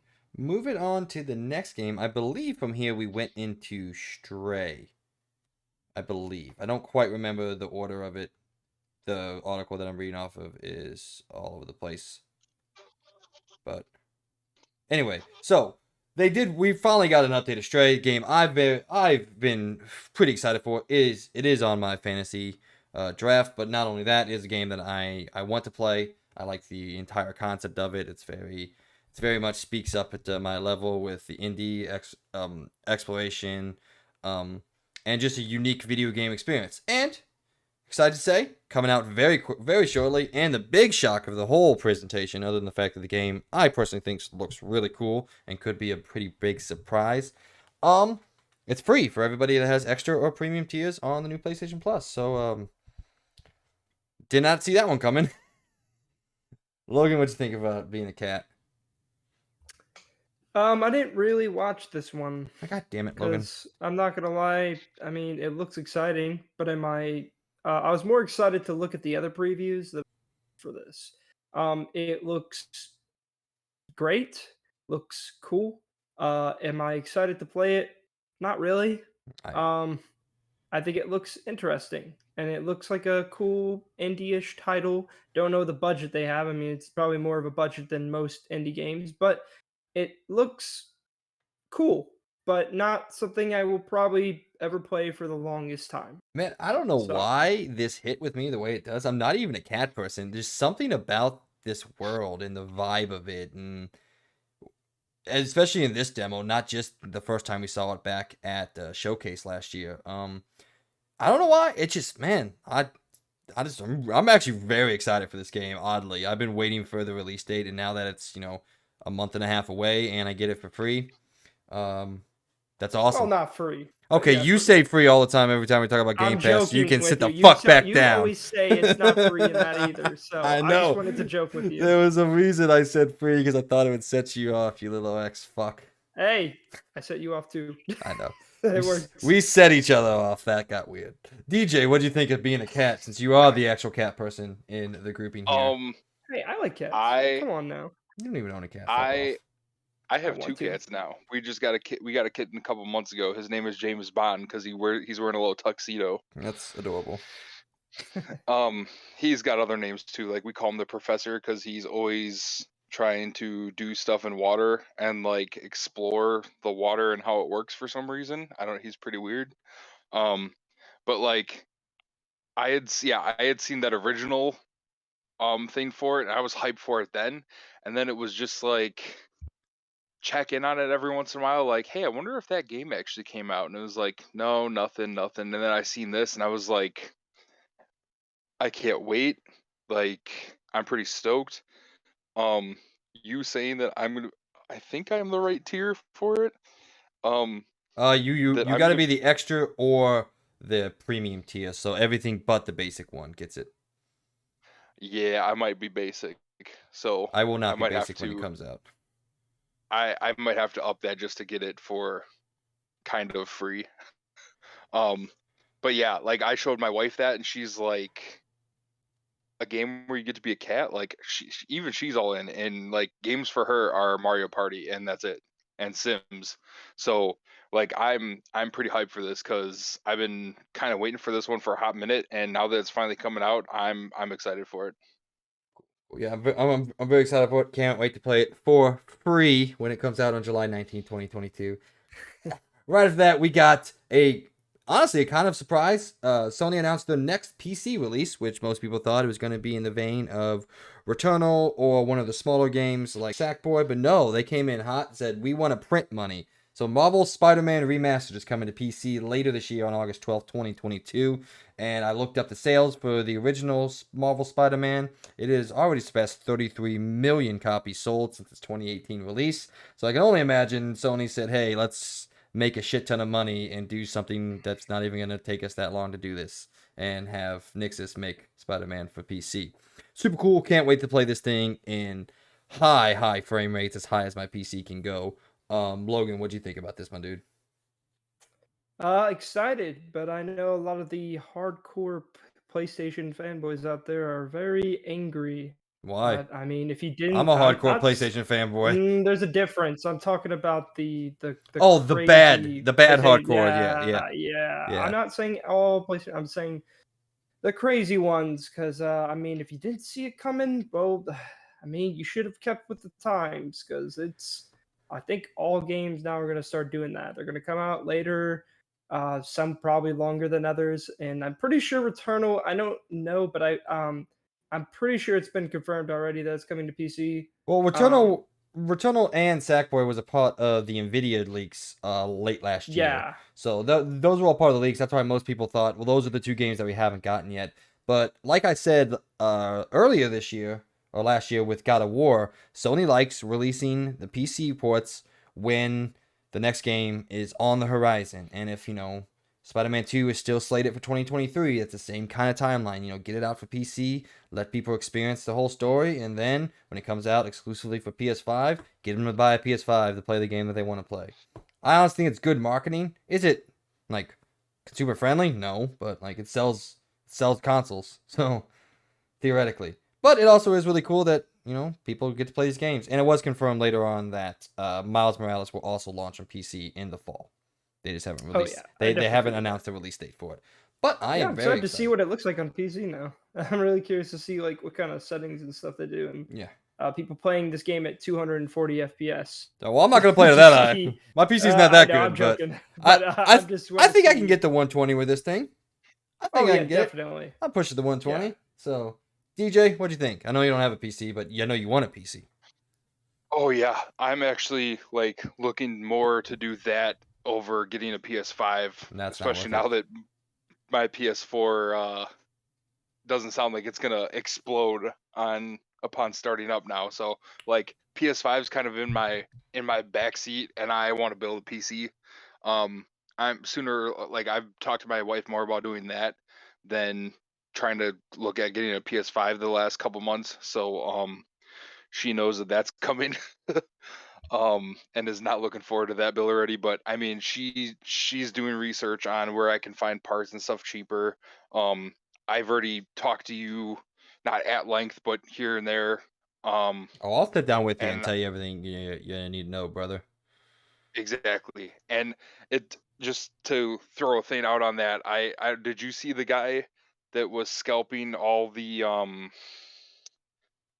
what the hell are they? The is it the CPUs? You know what? I'm gonna change my answer from the question of the day. I want scalping to not be a thing. Oh, dude, so bad. Well, Retrack. I hey, hate hey, fucking scalpers, dude. I hate those at least fuckers.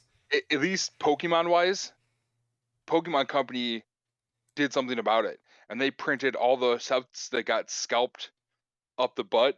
They printed them to the floor so that now, like people that were going to the store and buying 40 of them or 10 Elite Trainer boxes for $40 a piece, and then selling it for 200-300. Now they bought all of them for 40, and now they can barely get them sold for $20. So it's like thank God a company actually stepped up and was like, hey, enough of this shit. Like this game is meant for little kids, not, I mean, yeah, they know that people 30, 40 are playing it too, but they did something about the 9-year-old who's begging mom that mom doesn't know what it really care or know what Pokemon is. She can, go find the stuff in the store now. So it's been like a breath of fresh air that scalpers have, at least in the Pokemon community, somewhat in a few other nerd communities, like scalpers are being shut down and shot down. And there's this guy, I forget, it was I'm not sure the lingo for it. It's the part of your PC. It's got the fans in it. I'm pretty sure it's the CPU, right? What? I zoned. Sorry. What's up? What's the part of the PC that like when you're building your own, it's got the fans in it? The fans in it? Yeah. GPU. Or okay, GPU, not CPU. Sorry. Well, there's that big GPU that was like for a while people were buying it for the $200-300 and selling them for thousands and thousands. Yeah. This guy ended up he's sitting on over $20,000 worth that he can't sell now because they finally Good. Fuck were that able guy. to catch up with production, and it was like, yeah, it was a big fuck you, and like you get what you deserve finally. So I'm I'm looking forward to building a PC because I've got so many games to catch up on that I mean, last time I had a working decent PC to play Civilization, Civ 3 was out, and I think they're on 7 now. So Anything else? What the fuck were we talking about? Oh, Spider-Man PS. Yes, Spider-Man PC. Sorry, sorry, you're I good. took it. I took You're it good. way off the rails there, but yeah, So I'm excited for that. I once I get one, I might play that again just because Spider-Man was amazing. fun as hell. So My biggest regret in our top 10 games because I was being weird. Anyway, moving on. Next thing announced. Finally, after a long time, we finally got a look at the Callisto Protocol, which is now officially not a part of the PUBG universe. Don't ever know why it was, but it was originally, and now it's not. Good for that. But god damn, this thing looked cool. From the original creators of the Dead Space franchise, this new third-person action stealth space thing looks really cool. Let me tell you, I wasn't reading off anything there like you guys thought it was. I was just saying shit. But we got an official release date for December 2nd, 2022, and I cannot wait. We get this, and then a month later, we get Dead Space Remake, and then 2 months later, we get Resident Evil 4. It is now time for the survival horror franchise to rise again, and I am so excited for it. Logan, what'd you think? I am. I wish I could be excited for this because it looks really good, but I know I wouldn't be able to finish it. And Fair, fair, fair. I really want to play this game because it looks phenomenal. It looked fucking Like cool. It looked way better when than I it thought it was popped going to up, look. yeah, when it popped up and it was showing the gameplay for the first thing, I haven't been keeping up with all the whole the old Dead Space people who are making a new survival horror game. That's this one. But I literally seen this game and instantly was like, oh, this reminds me a lot of a game called Dead Space. Yeah, And I'm like, there's this seems very familiar. there's And I'm reasons like, I there's looked it reasons up for that. and it is definitely made by them. And man, yeah, I really want to play this game, but I don't know if I have the guts to do it. And that's what sucks because I really want to play it. Maybe I'll It play it. looks just like Dead Space Remake. I want to play the Dead Space Remake, but do I have the guts to beat it and finish it? Probably not. And Man, that's what sucks. let's talk about a 3 month span for the survival horror genre. Like I said, Callisto Protocol in December, Dead Space Remake in January, and then Resident Evil 4, the king of them all, in um March. Like, it's a fun couple months, man. Yeah. DJ, sorry, DJ, what do you think about the Callisto Protocol? um I'm kind of like the median for you two. Like I'm some of them, like some of those games just I my wife will probably watch me enjoy playing it because jump scares get me almost all the time. Um but like I'm super excited for it almost as much. Like you said, you got the remake coming out, and you have this, and you've got the Resident Evil remake coming out. Like this is gonna be like all the games that are slated to come out. Like we better our New Year's plans are gonna be go do something, Play and video games. then do our video game draft because holy cow, there Yeah, are so many fantastic games coming out next year that yeah. it's like it's gonna be insane. We gotta hit it like first or second weeks of January. So right Yeah. up after that, though, let's speed through a couple of these. There's one big one, and there's one huge one left, but there's a couple small ones in here. Rollerdrome came out, had a trailer, is announced for August 16th, 2022. Looked cool. Not gonna play it though, but D Logan, sorry, what'd you think? He's gone, folks. Okay, there he is. He's back. No, I'm here. Sorry. Yeah. Um, it looks like a fun little arcade shooter Yeah, it kind looked of like thing. some kinetic gameplay. It looked fun. Not gonna play it, but it looked like maybe someone was DJ. Yeah, I caught a real glimpse of this, just kind of going back through and looking at stuff quick, to kind of get back up on the same page. It'll be a fun little. It almost gives me like that vibe of when we were platinum hunting in college, and we just went through and we were trying to do Resogun and all these little arcade games just to platinum games just for something to do. Bro, Like it seems something kind of like that. I still platinum hunt. The fuck you talking about? I never quit. Well, I know you still do, but Coming up after that, Eternites, which is I could easily give an award for one of the lamest names ever to come up with. Is a dating action game set in the apocalypse era. The world of dungeons, crawling, and dating are set to collide when Eternites arrives on PS5 and PS4 in early 2023. There will be 5 quirky and lovable characters to fall in love with, and you will be able to explore their backstories when you aren't knee-deep in dungeons. There is also an ever-ticking clock that will force you to make choices and prioritize loot or love. I honestly got really excited about this. Thought it was kind of cool. Reminded me very heavily of Persona, especially with the way the game's set up and the date, time, and dungeon crawling. Don't want to spend too much time on it. I'm probably gonna check it out when it comes out. And I think it looks cool. Logan? Yeah. I don't really think there's much to say.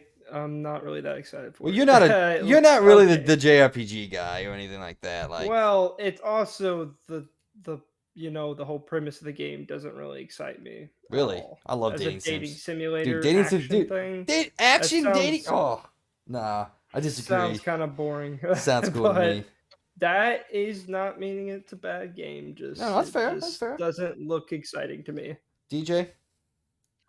I might give it a look just because. Does it have co-op on it? No. Okay, I was gonna say I might get it to just for something else to play with you and platinum with you, but That'd be kind of I awkward mean, to co-op date somebody. Dating Kinda... simulator. you Hey, never know. polyamorous is a Maybe thing. you and me, So we're a match in heaven. You never know. I guess so. I might check it out.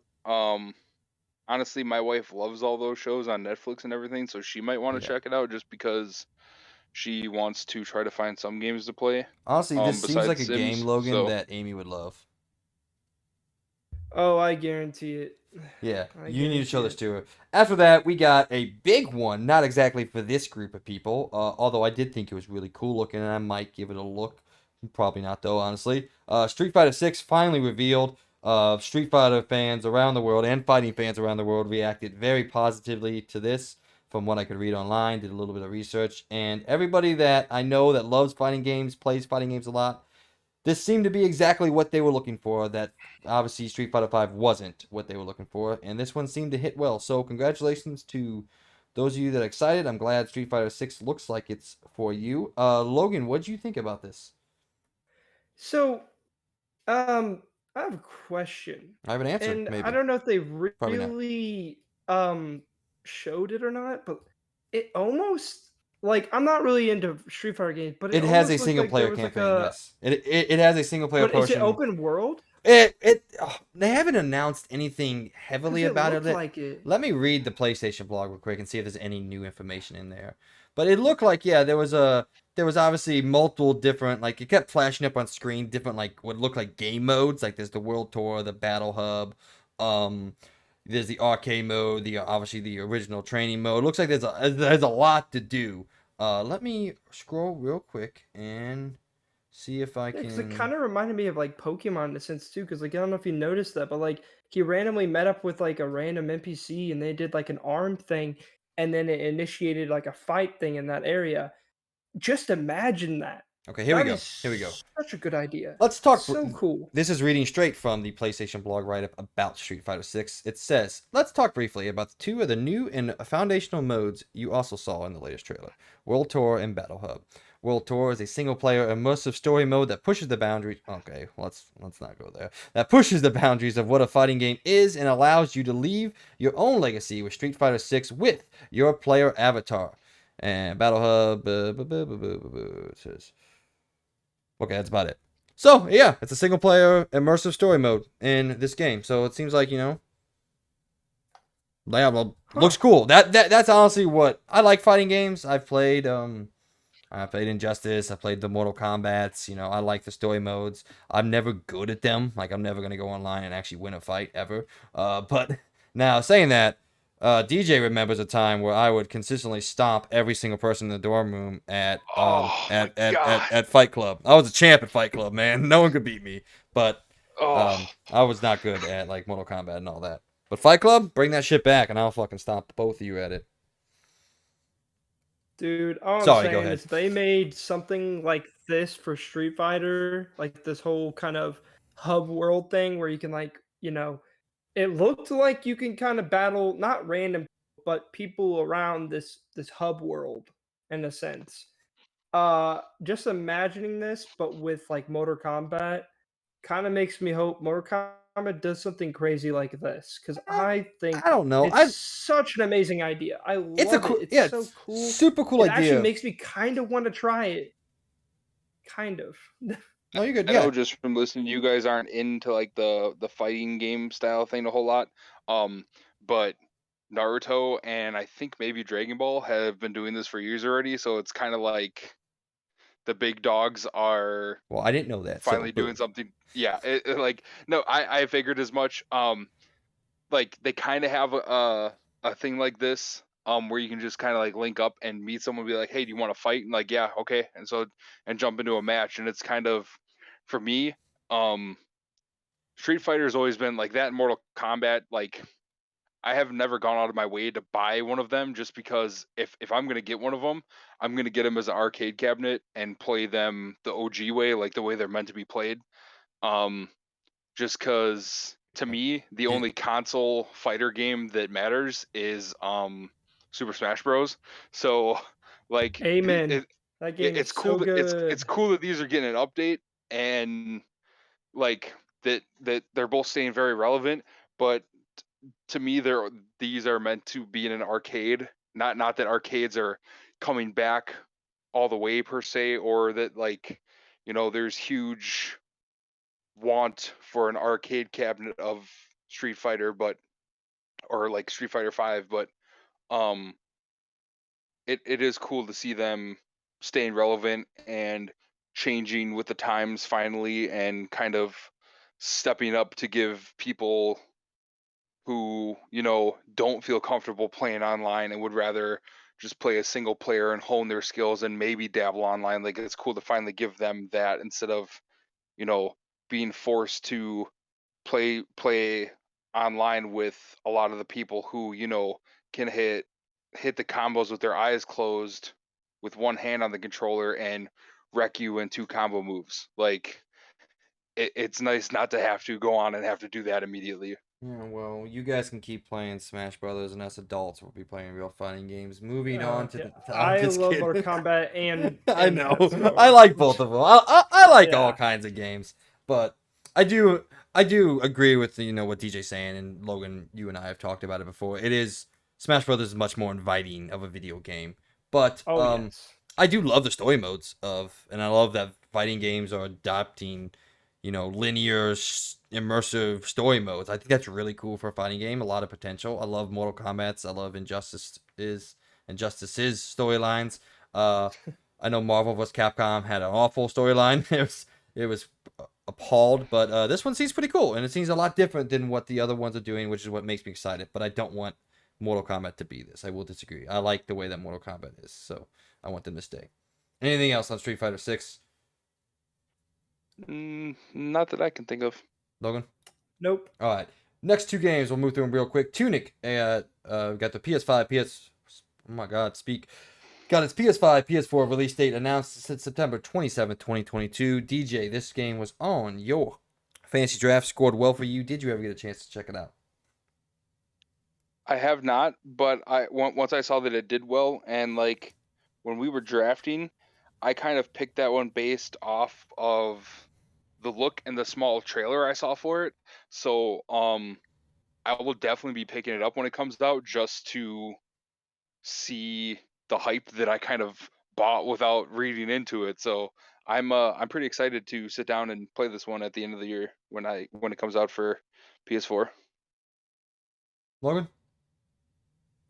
I mean, you already know my thoughts on this. Yeah, Tunic Okay. looks great. Never will play it, but yeah. All right, and the last game that I want to brush over, Seasons, A Letter of the Future, got announced, released in autumn, almost said August, but autumn 2022. This game is very much a artsy indie game. One of two that, this is the second one that I wasn't really into. This and Rollerdrome were the only two games I really wasn't interested in any meaningful capacity in this state of play. Logan or DJ, did you see anything here that interests you or no? Not It's about the really. game, because no. Yeah, this will be if I get it for free down the road.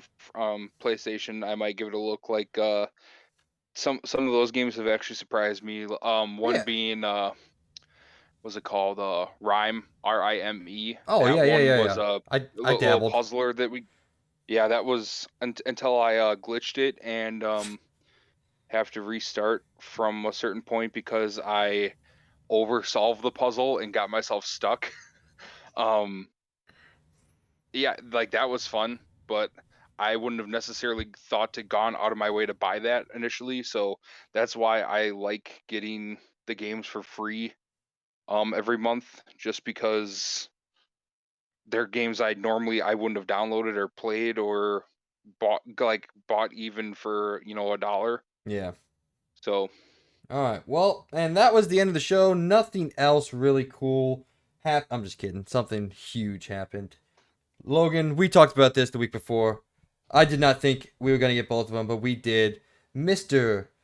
Takori Kasaki, I probably butchered the shit out of that name, but the director of Final Fantasy 16 finally, after much delays, much time, much rumors, sat down and gave us what I can only describe to be one of the coolest fucking trailers I've ever seen in my entire life, and an also updated look at Final Fantasy 16. Um, don't know if any of you guys are excited about this, but me being the Final Fantasy guy, I'm fucking stoked for this. Game looked massively updated. The character models looked significantly better. The combat looked probably some of the coolest combat I've seen in a Final Fantasy / JRPG game. Looked very action heavy, very much tuned to Final Fantasy 14, which this guy and this team also made. And we got a little bit of story in there, and this. I'll go into it a little bit more after you guys. But what did you guys think, real quick? Again, I've never played any Final Fantasy games. Looked cool. I think some of the cool. Well, I don't know if those were just cutscenes or what. Some of them just kind of like some of the fight scenes. It seemed kind of weird. It seemed like they just put like a health bar on a cutscene. Were those just like the what do you call them? The special people you can summon? Is They that all what those they were? all called summons. This game calls them the dominants. So Okay, so that's what. But it looked cool. It looked and pretty well, dang cool. And again, I this will be playing 7 soon because after I beat this game, I'm planning on installing 7 okay. and starting that. But So before DJ goes, I want to say that this is some of my favorite Final Fantasy games, and actually one of my favorites all time that is on my list. Deals directly with summons as a story point or a story flux. And this game seems to be just up that alley, very much akin to Final Fantasy X, which the summons and the Aeons were a driving part of the narrative. They were indescribable from the narrative. Inseparable from the narrative of Final Fantasy X. In this game, for the first time, it looks like you can battle summons, like summon battles, like 1v1. That's fucking cool. I never thought Ifrit and Garuda would go head to head. You guys have no effing clue what I'm talking about, but I'm nerding out here.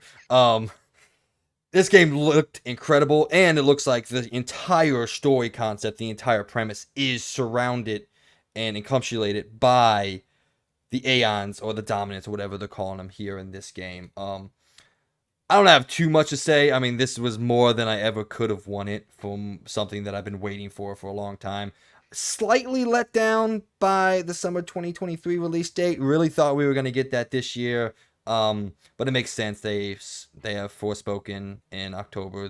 You probably don't want to put those two back to back. Makes sense to space them out a little bit. But yeah, everything I saw here, there wasn't a single second of this trailer that didn't disappoint me. I've watched it also 4 times. Watched both Resident Evil 4 and this trailer 4 times. Everything in this looked great. Other than there was a little bit of lip syncing off, but that's also because it's English and Japanese voice acting combined together. The lip syncing is going to be off a little bit. So, but DJ, I don't believe you're a Final Fantasy guy, but did this do anything for you? Nope. I Son of a honestly, bitch. I could care less about Final Fantasy. That's one of those. Um, I've done everything a I lot can of to it's get you guys into because Final Fantasy, man. I can't do anything more. I wasn't allowed. Like I've told my wife because she's always like, "Why am I so into anime now?" Um, I like wasn't allowed to watch Dragon Ball, Yu-Gi-Oh. Like I was allowed to watch Pokemon, and that's it as far as like Japanese made stuff when I was little. So I was kind of sheltered for that for God knows what reason. So I'm finally getting into some of that. Like I did. There's a couple Japanese games I played. Went through all of Naruto. I've gone through all of Dragon Ball. I went through all of Attack on Titan. Um, Attack on Titan's so good. It's so so good. good. Oh man, I I've just got finished it. I've got a few other animes I'm looking to start pretty soon here. I just, like I said, it's been so much on my plate that I don't like you guys know that sometimes to play stuff better or be more focused on the game, I have to have a TV show going or something like on my tablet or whatever. But like I can't do that. Like if I'm painting, I'll have my tablet going and I'll have something I've never watched before, and then half the time I'm not painting or as focused on painting because I'm watching that. Um, but I mean, I might get into Final Fantasy eventually just because I am getting kind of into those style of games and would like to get into them more. And obviously, trying to become a tabletop game player, I am going to be engrossed in a real life version of that as opposed to like playing it on a game. So sooner or later, I think I'll sit down and I'll probably do a couple of the Final Fantasy remakes, and probably like I've been hearing you. I've heard you hype now since what 2012, 2011. I've heard you go berserk for any Final Fantasy announcement that gets made. Dude, So it's Final fucking I'm a little hyped. Fantasy. It's the father of the JRPG genre. It's my second favorite genre in video games. Of course I'm gonna get hyped over it. I'm telling you guys. And I'm hyped that you're Logan, you hyped. like narrative and you like stories. Narrative and story is all that JRPGs are about. They're all about characters and stories and narratives. That's the only thing that they care about. Gameplay is always secondary. Oh, Logan's gone. We lost him. Oh, Sorry, DJ. sorry. I No, thought you were talking to him. no, I Sorry said about Logan, but that. that's okay. That's okay. No, I Don't worry mean, about it. I already told you I was playing Final Fantasy VII Remake. Yeah, but you're not playing it soon enough. You're not playing it right now. Well, I'm just I have fucking other with you games to guys. beat, and then I will get to that. But I am really excited actually All for right. it. Well, DJ, Because I please. also think I. Oh, sorry. No, go ahead. Go ahead. I was gonna wrap up. You got something to say? Oh, sorry. No, I was just gonna say I'm really excited for it because I think the area that they're doing it in and the kind of universe they're going for has interested me, while the other games don't have that same kind of look, Are in we my talking about opinion. 16? What do you mean 16? Are we talking about 16? No, I'm talking about 7. The game. That's why I'm Oh, excited to play it. okay. Okay. Yeah. Well, I'm 7 not was. excited for. I mean, I'm not really super excited for this new one because it looks like a lot of the other ones. But Final Fantasy 7 Oh, has first of all, a different look to it, so you that's couldn't be why. more farther off of the truth. You're saying this one looks like the other ones. Well, That's no, okay. not graphics wise. I'm I'm just not talking about saying gameplay. that. I'm Gameplay looks saying entirely the different. universe wise, I mean, it's set in like fantasy genre. the Yeah. environment that they're going for. It's very medieval fantasy look. While Final Fantasy 7 is more like punk and steampunk look. Yeah. Well, that was. I mean, That's Final why Fantasy I'm saying 7 there's a was. Yeah. difference. Final Fantasy 7 was the second one to really do that. Final Fantasy, the original ones, 1, 2, 3, 4, and 5, were all fantasy-driven games, and 10 was fantasy-driven, 12 was fantasy-driven, 11 we don't talk about. Exactly. That's 14 why I is wasn't excited fantasy-driven, for yeah. those. So I'm excited to go back to the actual roots of Final Fantasy and not these weird outcrops of steampunkiness stuff. Now, granted, I love Yeah. Final Fantasy VII, so. All right, real quick, before we move on to the next one, I want to go through each game real quick. Just say a number of your excitement level like we always do. We're going to make this fast. I will go last on all these. Logan go first. DJ will go second. Are you guys ready? 3, 2, 1. Here we go. Resident Evil 4 Remake. 4. Fuck you. 4.5. Fucking 10. Are you Wait, are kidding we me? saying out of 5? Wait, No, whoa, out whoa, of whoa. 10. I thought we were saying out of 5. Then I Jeez. then I'm 9. Okay. That's why I said like a 9.5. That's why I said fuck you. I was like, you kidding me? What the I was fuck? trying to say 4 to 5. Like, No, I'm no, no, really no, no, no, excited. no, no, no, no, no, no. Sorry. I guess 4 to 5 makes a little bit more sense. Yeah, that's what Okay, let's do that. Let's do that. Sorry. Sorry, you surprised me. I'm like, Sorry. what? 5. Okay, so we got 4, Okay. 4.5, and 5. Yeah. Okay. Yeah. Resident Evil VR Village. Resident Evil Village VR. Sorry. 3. Well, no. I'm gonna give it a 4. Okay. Yeah, I'm not gonna give an opinion. I don't really have one, so Then give it a I'm 1. just gonna. Yeah, I'll This give is it a 1. This is excitement levels here. So your excitement level is a 1. Yeah. My excitement for Village is a 3. Walking Dead Saints and Sinners Chapter 2 Retribution. 4. 2. Also 3. No Man's Skies VR. 1. 3.5. Whoa. Okay. I will also give it a 3. I'm nothing if not predictable. Horizon Call of the Mountain. 3. A 7 out of 5. I was just saying I'm very excited about this too. 5 out of 5 for me as well. Marvel Spider-Man. Well, I guess that one doesn't count. We'll skip the updates. 5. Stray. 5. What? Stray. Stray? Oh, Stray 5. 3. DJ, you forgot about the order here, there, brother. Sorry. Yeah. It's okay. I'm at a 4 for Stray. Very excited, but hesitantly worried. Callisto Protocol. Man, I want to say 5. I'm gonna say 5, but I know I'll never play it. It makes me sad. I want to. I'll try, maybe. I'll probably give it. I'm gonna give it a 3. Yeah, 3. I'm an easy 5 out of 5. So far, that is the third 5 out of 5 that has been given out by yours truly. Rollerdrome Logan. It's a weird name, dude. 1. It's a fun name to say. Say Rollerdrome. Yeah. It's cool. Yeah. Cool 1, name. Definitely. Yeah, I'm a 1. I'm a hesitant 2. Speaking of fun names to say, Eternites. 1. I'll give that a 3. I'm curious. I am also at a 3. I'm leaning towards a 4, so maybe 3.5. I think it doesn't look like it's going to be good, but it looks like it might be interesting to play for a week or so. Street Fighter 6. 1. I'll give it a 3.5. I am also at a 3. I'm pretty much at either out of 5 or 3 so far this. All right, Tunic. 1. Jesus fuck, Logan. 4. I'm at a 2. Season, a letter to the future. 0.5. Oh wow, that's nice. I'll give it a 1. My first one, this is, and Final Fantasy 16. I mean, I don't even think I need to say it, but yeah, 5. 1. Fuck off. I'll give it a 2.5 just because. I hate that you gave this a Yeah, 1, dude. All right, I am at a 5 of all 5s. I wish there was more 5s to say 5. Does that make any sense? All right, ladies and gentlemen, that was our review, reaction, discussion, interaction, whatever you want to call it, of the PlayStation State of Play. Honestly, I think easily the best one that Sony's ever done since they started doing these in 2020, 2019, whatever it was they started. I think it's easily the best one. It says 4 or 5 out of 5 games for me in terms of my own personal hype level, and even some of the ones that didn't get 5 out of 5. Stray hit, Eternites surprised me.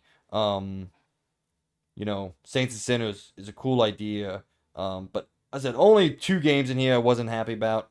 Anything else to wrap up there, Logan? Nope. DJ?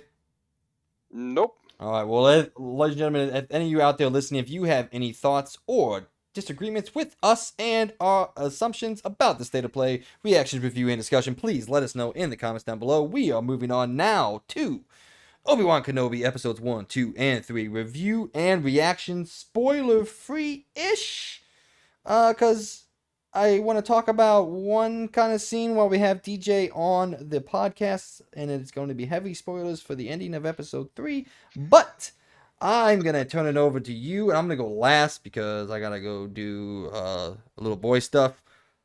That was weird. I had to go to the bathroom. I don't know why I said it like that. So, Logan, give us your initial reaction real quick. Don't go too in depth. We'll go in depth in a second. What do you think so far about Obi-Wan Kenobi? And I'll be back. Awesome. I mean, really, that's all to say. I think it's really, really good. I'm a little worried that they're gonna have to rush on these last 3 episodes. Again, I don't like that Disney Plus keeps going with this 6 episode season thing. I feel like it's honestly kind of making these people have to rush to finish these shows, especially towards the end. There's Um, rumors that this is getting pushed to make 2 seasons now. really? Okay, yeah, because like I Just because don't, of because of what you're saying, yeah. because it's just that's the only issue with it is just yeah, like I don't know. Like I'm not saying it'll be bad these next 3 episodes, but I do feel like there's gonna be some rushing to get those last 3 episodes to finish whatever story they're trying to finish with this. Um, Especially because they jumped from 9 years, I think it was, from the end of episode 3 to now, I think it was and 10. then I think it was 10. 10, I think. 10.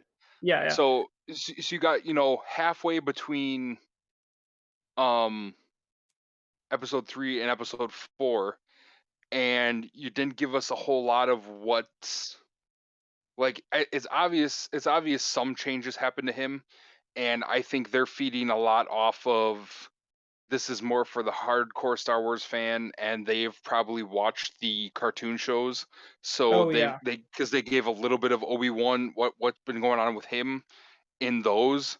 So I think they're kind of hoping, hey, you've watched this, so you don't need that backstory so much. But yeah, I'm hoping they do stretch it out for like you're saying, because right now it's like we're 3 episodes from over, and right now it seems like you're gonna need 3 episodes just to wrap up the storyline that you're on right now.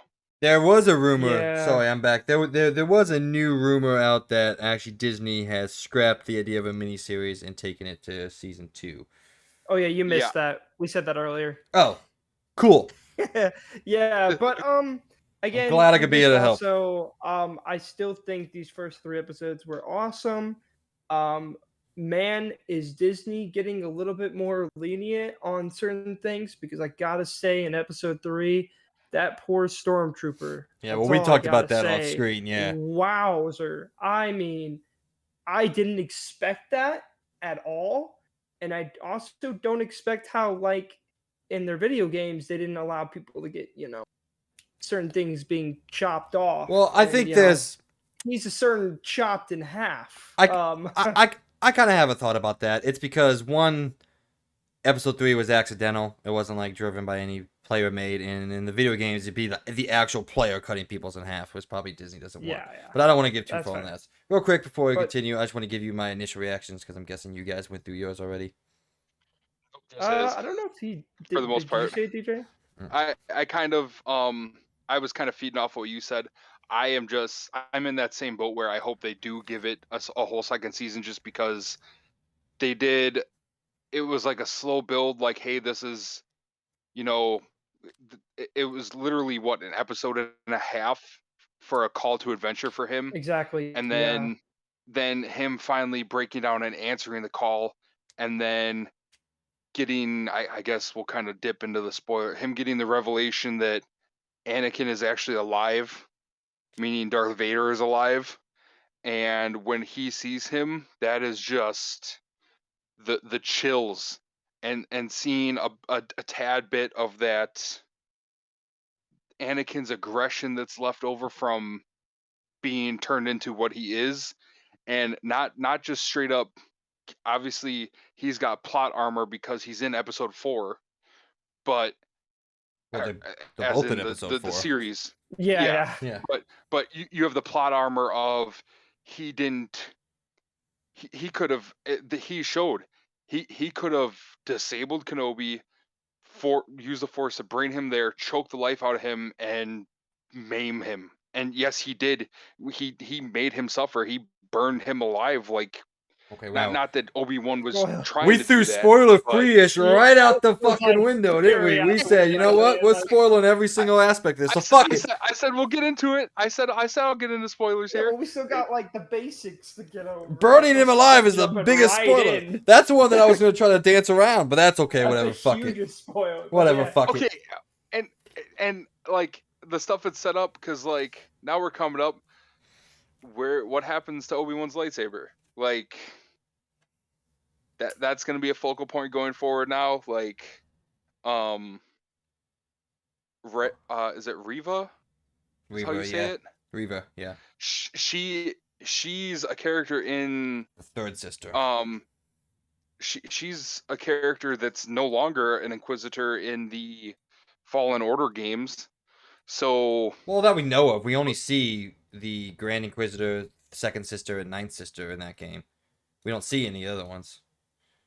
no, yeah, Reva's that old lady that's helping you out. Is she? Wait, I don't Really? think so. Yeah. I'm pretty sure. Let me whip out the old Google quick. No, because I'm pretty sure the other one was just a Jedi. yeah, I'm pretty sure she was. Yeah. Yeah, that's Yeah, but- that's Serene. Oh, so I thought it was Reva in the game. Okay. No, that's Serene. I was like, wait a minute, did I miss something massive? I was like, Okay. hold on a second here, hold on. I knew Trilla, and yeah, I thought that was Reva, which when I first saw that, I was like, that doesn't make a whole lot of sense because this takes place. Well, now that timeline's confusing too because they make it seem like this is around the same time, so she's not the right age, and I'm more excited to see, like. I'm more excited to see like how does she know that Anakin is Darth Vader? Like that was what the middle of episode 2 or the end of episode 2? Yeah, I was kind of confused about that too, but Because most of the other people that find that out get killed. So mhm. it's like no one's supposed to know that. That's what I was Yeah. saying too. But yeah. By the I way, mean, this show is set after Fallen Order, by the way. Fallen Oh, Order Fallen Order is 5 years after the end of the Clone Wars, and then the new game is 4 years after Fallen Order. So the new game is Okay. still, because isn't this 15 years after? 10 years. no, Is it this 10 is years? only 9, 10. Okay, Yeah. so Yeah, yeah, 10, yeah. Fallen Order 2, so Jedi Survivor is going to be the same timeline as Kenobi, and I think the Mandalorian as well too. I don't know what the timeline is for the Mandalorian, honestly. Mandalorian's Mandalorian after is 5 episode years after 6. Return of the Jedi. Oh yeah, fuck me, I'm off. Yeah. Sorry. Yeah, I was about to say because never they talk about the end of the Empire. And Yeah, the some people say Mandalorian, dumb so. stuff sometimes. Okay. Anyway, real quick before we keep going, I want to Thanks, give man. you just joking. my initial reactions of it. I think I'm a little bit lower than you guys. Episode 3, fantastic. I thought it was super cool. Obviously, it's everything we wanted to. I was kind of let down by the characterization and things in 1 and 2, and like you guys said, the incredibly slow pace of it all.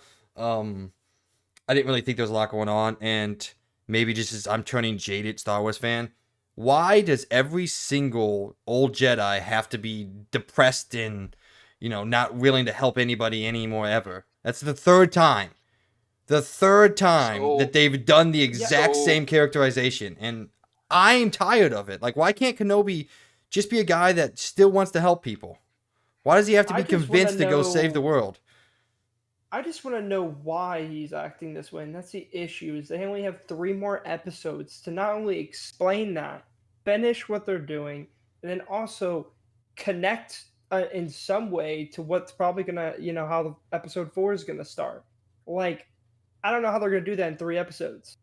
Like, they're not doing Stranger Thing episodes where it's like an hour and 38 minutes. Yeah. Like, these are not even that long of episodes.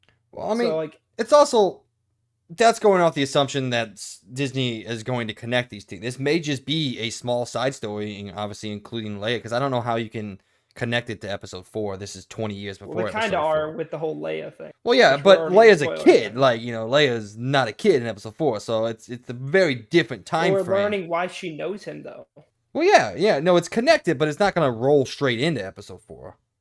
Well, no, I'm not saying. Oh, I thought that's what you were trying to say. I was saying how they're connecting the relationships of all these people, which they already showed that we're already in deep spoiler territory. So I'm sorry, fuck people who are listening. Yeah. If you want to skip a little bit in, basically the ship that he bought, Luke, that in the first episode, that is in the first episode of Star Wars, which is Episode 4. You can actually see that ship in his room. Which is a connection, which I'm sure by the end of this, he is going to have some connection to Luke, because Luke knows that it's his uncle, and I don't think Luke knows at this time that it is his uncle.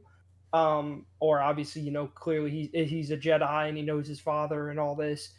He learns that in Episode 4, but he does know of Ben, which he hasn't learned yet, which I'm assuming they're going to show how he knows him in some way or form in these next 3 episodes. They are clearly showing how Leia knows now, which I think is great and interesting. And I gotta say, also, that first episode was the biggest roast session of all time.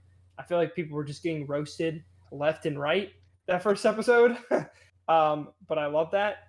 But yeah, I don't know how they're going to complete the show in 3. I just don't like how Disney Plus keeps doing these 6-episode stuff, because I always feel like by the end of the show they have to rush to meet all the points and finish the story, or to and I don't know how they're going to do it in this. Yeah. Like, I really like these first 3 episodes, but then I keep remembering that there's only 6 episodes, so I don't know how they're going to do it in these next 3 episodes. Yeah, I think That's my worry. I think my biggest complaint is where I'm coming out of these first 3 episodes is, like I said, like I'm honestly just tired of the jaded Jedi storyline.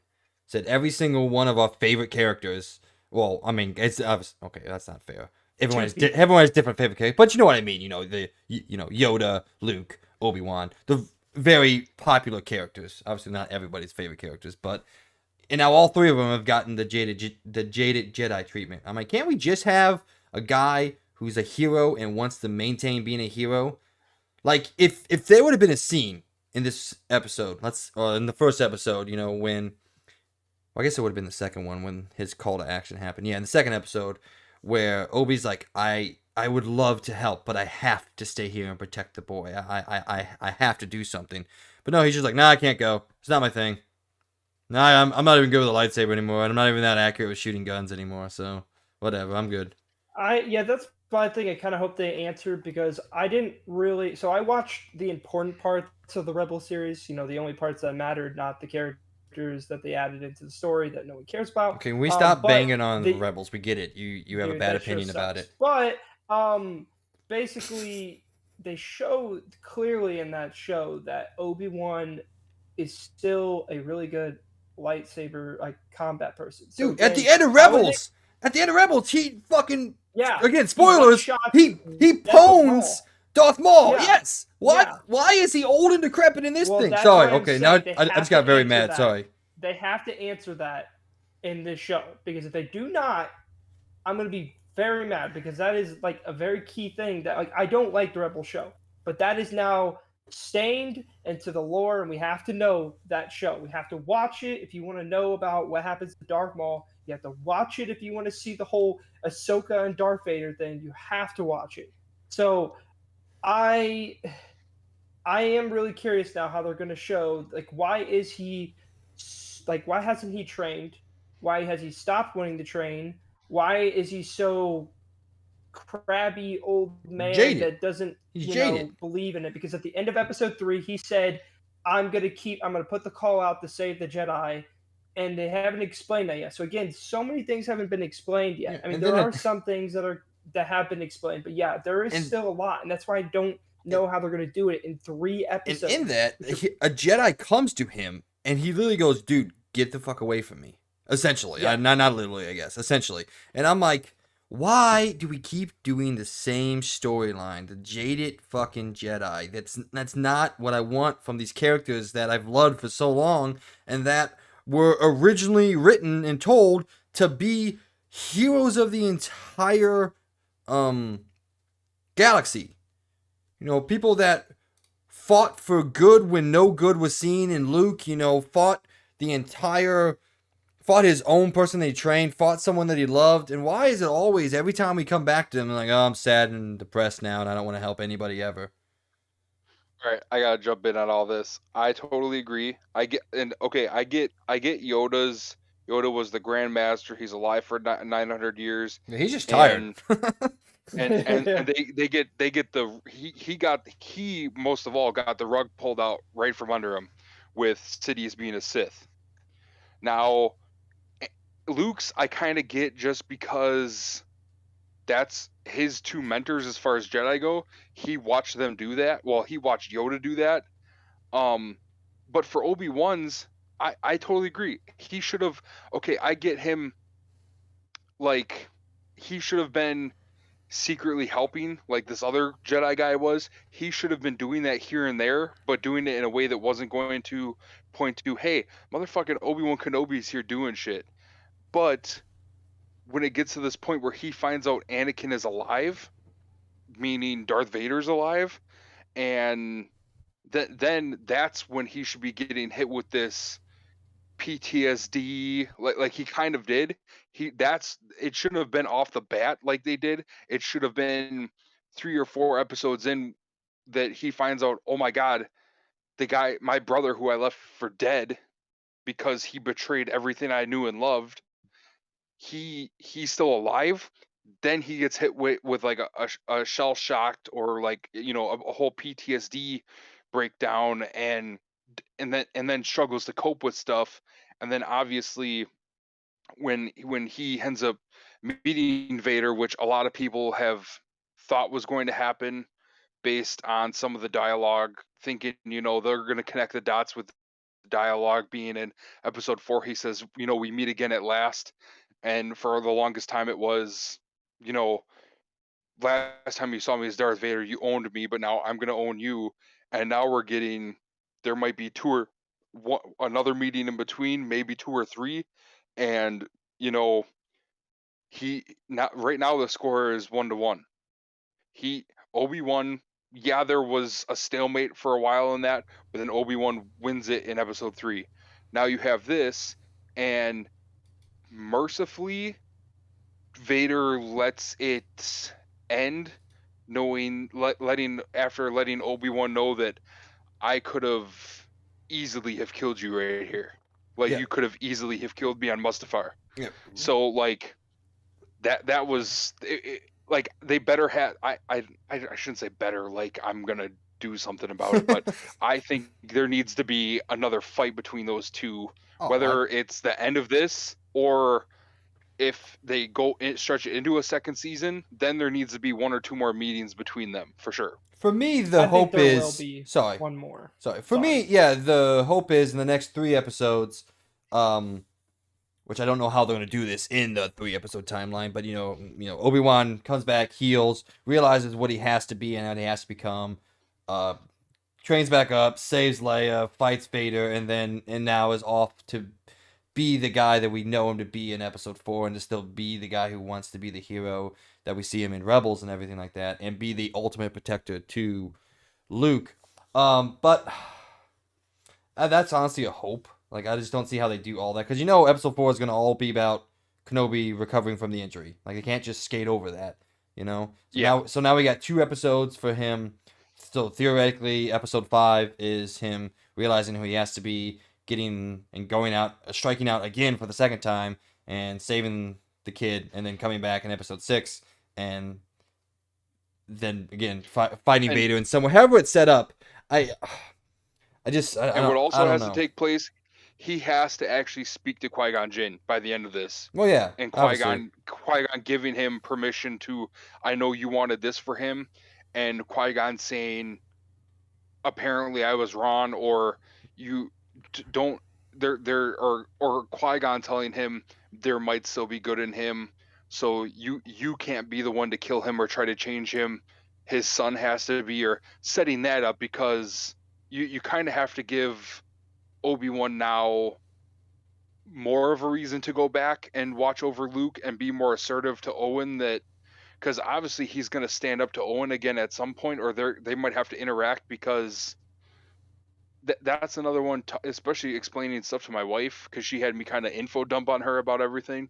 Like the hatred that Owen has towards Ben makes zero goddamn sense, because Yeah, he didn't he do met anything. Anakin once, and then when he found out that Anakin died as a great war hero, but Obi-Wan didn't, then there's all this malice that you did this to my brother. You did. It's like, you met him once. Like, yeah, technically because of the time skips in all the movies and whatnot, because there has to be. Maybe you got to know him over the course of a Say that to week or episode two, 8. maybe a month, but Hmm. like Sorry.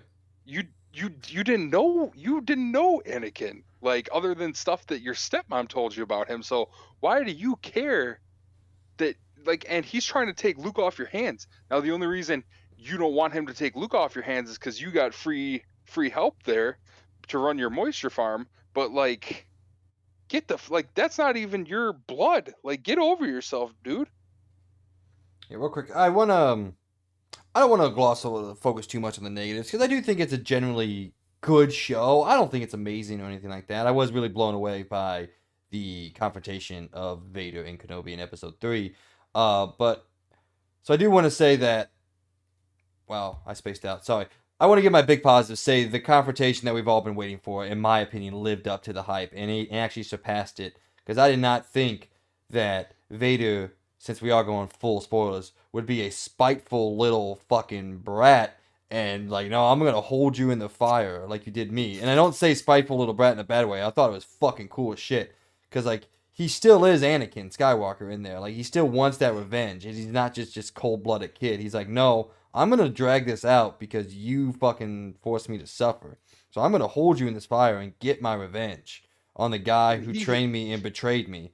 So I thought that scene was incredibly powerful. I don't doesn't You know, it's and the really fact funny. that Oh, sorry. he had to have sensed Obi-Wan there Oh, of when he course. was walking down the street. They both sense each other, So yeah. he was showing Obi-Wan, because he knew Obi-Wan was watching him from somewhere, but obviously he didn't know where. But he was showing Obi-Wan he's fucking ruthless. I I mean, mean pulling this people out, is choking them, Breaking breaking necks. necks. I mean, Like, but that makes sense because this is Prime Vader. Like it's literally Vader yeah, Prime in the comics and all that. This is where Vader, this time period, he is at his most powerful. Even in Rogue, he's not as powerful as he is in this show. This is when he yeah, is the strongest thing in the universe outside of maybe the Emperor. But most people would argue that he is even more powerful than the Emperor. He just has a very false sense of loyalty towards the Emperor. So this is the strongest that we'll probably yes, ever see Vader in however long this series lasts. So I thought the show did an incredible job of showing the ruthlessness and showing the reason that everybody is so terrified of him throughout the galaxy, and especially in the original trilogy. And yes. I think also they did an why excellent job. yeah, and also why everyone's just like so befuddled how Luke goes out of his way. He goes, no, they're still good in him. It's like, you don't know what this guy did. Like, you don't Yeah, know Vader. So I thought all of that was great. Saying that, the best character in a show called Obi-Wan Kenobi is Darth Vader. Maybe not the best praise, but I really just don't I don't like. know. I don't like Kenobi's 10 year characterization old so Leia, far. 10-year-old Leia is holy shit. Wait, where you going with that? No, I Like think he's the saying queen, he's a good Yes, character. I know. I was her being weird. sass, Calm down now. I was um, being weird. and just the fact that, like, and that was the thing my wife brought up. Like, how what's the reason for them? She, whether they told her or she figured on her own, she's adopted. She knows that, but why not tell her? You know, the Organas don't know that Anakin became Darth Vader. They just know that Anakin died a war hero, like most of the universe. So why not tell her that her parents were Padme? And I mean, obviously it could be because, then she's going to want to go visit Naboo and figure this out. And then, it gets out that, well, why is this little girl constantly trying to visit this grave? And, oh, that's Padme's daughter, and this and that. And then, then obviously you don't have an Inquisitor getting people to snatch her up. You've got Darth Vader coming there, killing Bale and his wife and taking Leia and raising her. which sets up a whole new like alternate universe. But like it's just a little weird that why even let her figure out or tell her that she's adopted if you're not gonna if that's all you're gonna let it be known to where she's asking Obi-Wan if you're my dad. Yeah, well, speaking of the Inquisitors, I wanted to tangent off there real quick. What do we think about the Inquisitors so far? Not just the third sister of, well, I guess the ex Grandmaster, but what do we think about the introduction to the live action Inquisitors? We've seen them before, obviously, in games and shows, but like, what do we overall think about them? I I'm thought they were. confused. What do you mean? The Great Inquisitor wasn't supposed to die. He's in Grand the Inquisitor? Rebels series. Okay. So why is he dead? Well, That's my question. yeah. Because he's literally Rebel series He's takes still place after this. he's credited in 5 episodes, so maybe he was mortally wounded, or I don't, because yeah, he gets stabbed through the chest, but he's an alien species, so who's to say he's actually dead? Well, yeah, that's true. It's a normal Star Wars. If you don't see Yeah. it, Well, it's a don't normal believe movie it. thing. If you don't see the death, it didn't happen. Yeah, but Star Wars, especially with like cutting people in half and they come back half robot, like with especially Darth Maul, like that dude got cut in half. But Yeah, I mean, powder blood. I did have to say one more thing before we get into the Quizzer thing. I do think it's pretty funny that the meeting of both Obi-Wan and Darth Vader was both on episode 3, and the same thing happened to Obi-Wan that happened to episode 3 of the Star Wars movies. I think that was perfect. Well, yeah, yeah. I love Agreed. that. Yeah. That's so cool. But Well, yeah, Inquisitors.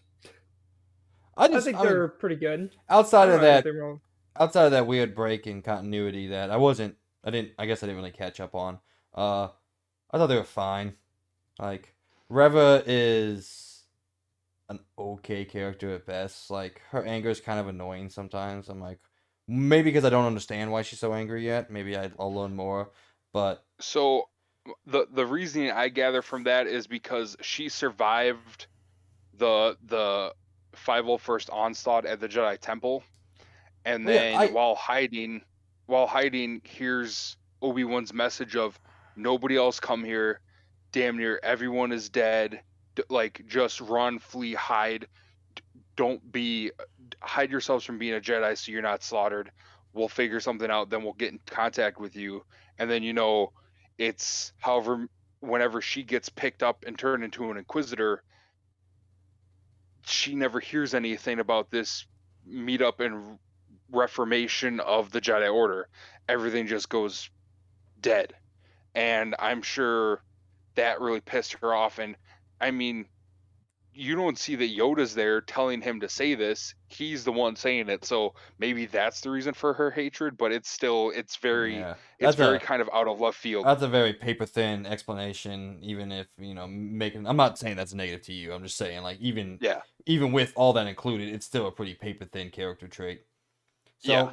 So again, overall, my impressions of the show so far is up until the Vader, what the fuck? Up until Vader came into it, I was like, yeah, it's good, it's cool, it's interesting to see. It's more Star Wars. It's more of a character that I like. He's just not the character that I liked. But then once Vader came into it, I was like, yeah, this shit could literally just made me want a Vader show.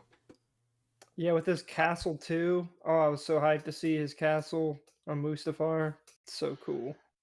What I hope this brings is give us a more time jumping span of Darth Vader. Like give us a show about Vader, give us episodes around this time, give us episodes where he finds out that, like in the comic books, where he finds out that the pilot that blew up the Death Star is a Skywalker, that Palpatine lied to him. Give us the episodes where he has his internal battle with Anakin. Give us a couple episodes where he finds out the shit about Exegol to help clean up the last three, the last trilogy. Because honestly, that if I'm them, that it's like they know how bad they fucked it up, so now they don't even want to make shows to help clear up a lot of the cloudiness that they created.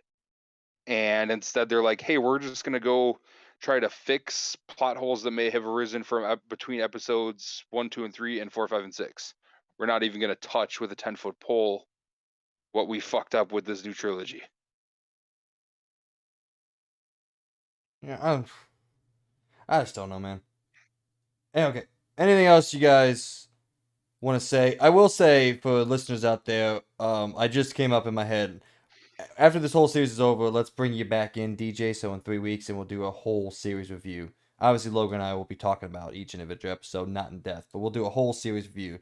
So we'll bring you back in 3 weeks. But I did want to say, as long as no one else has anything that they really want to talk about.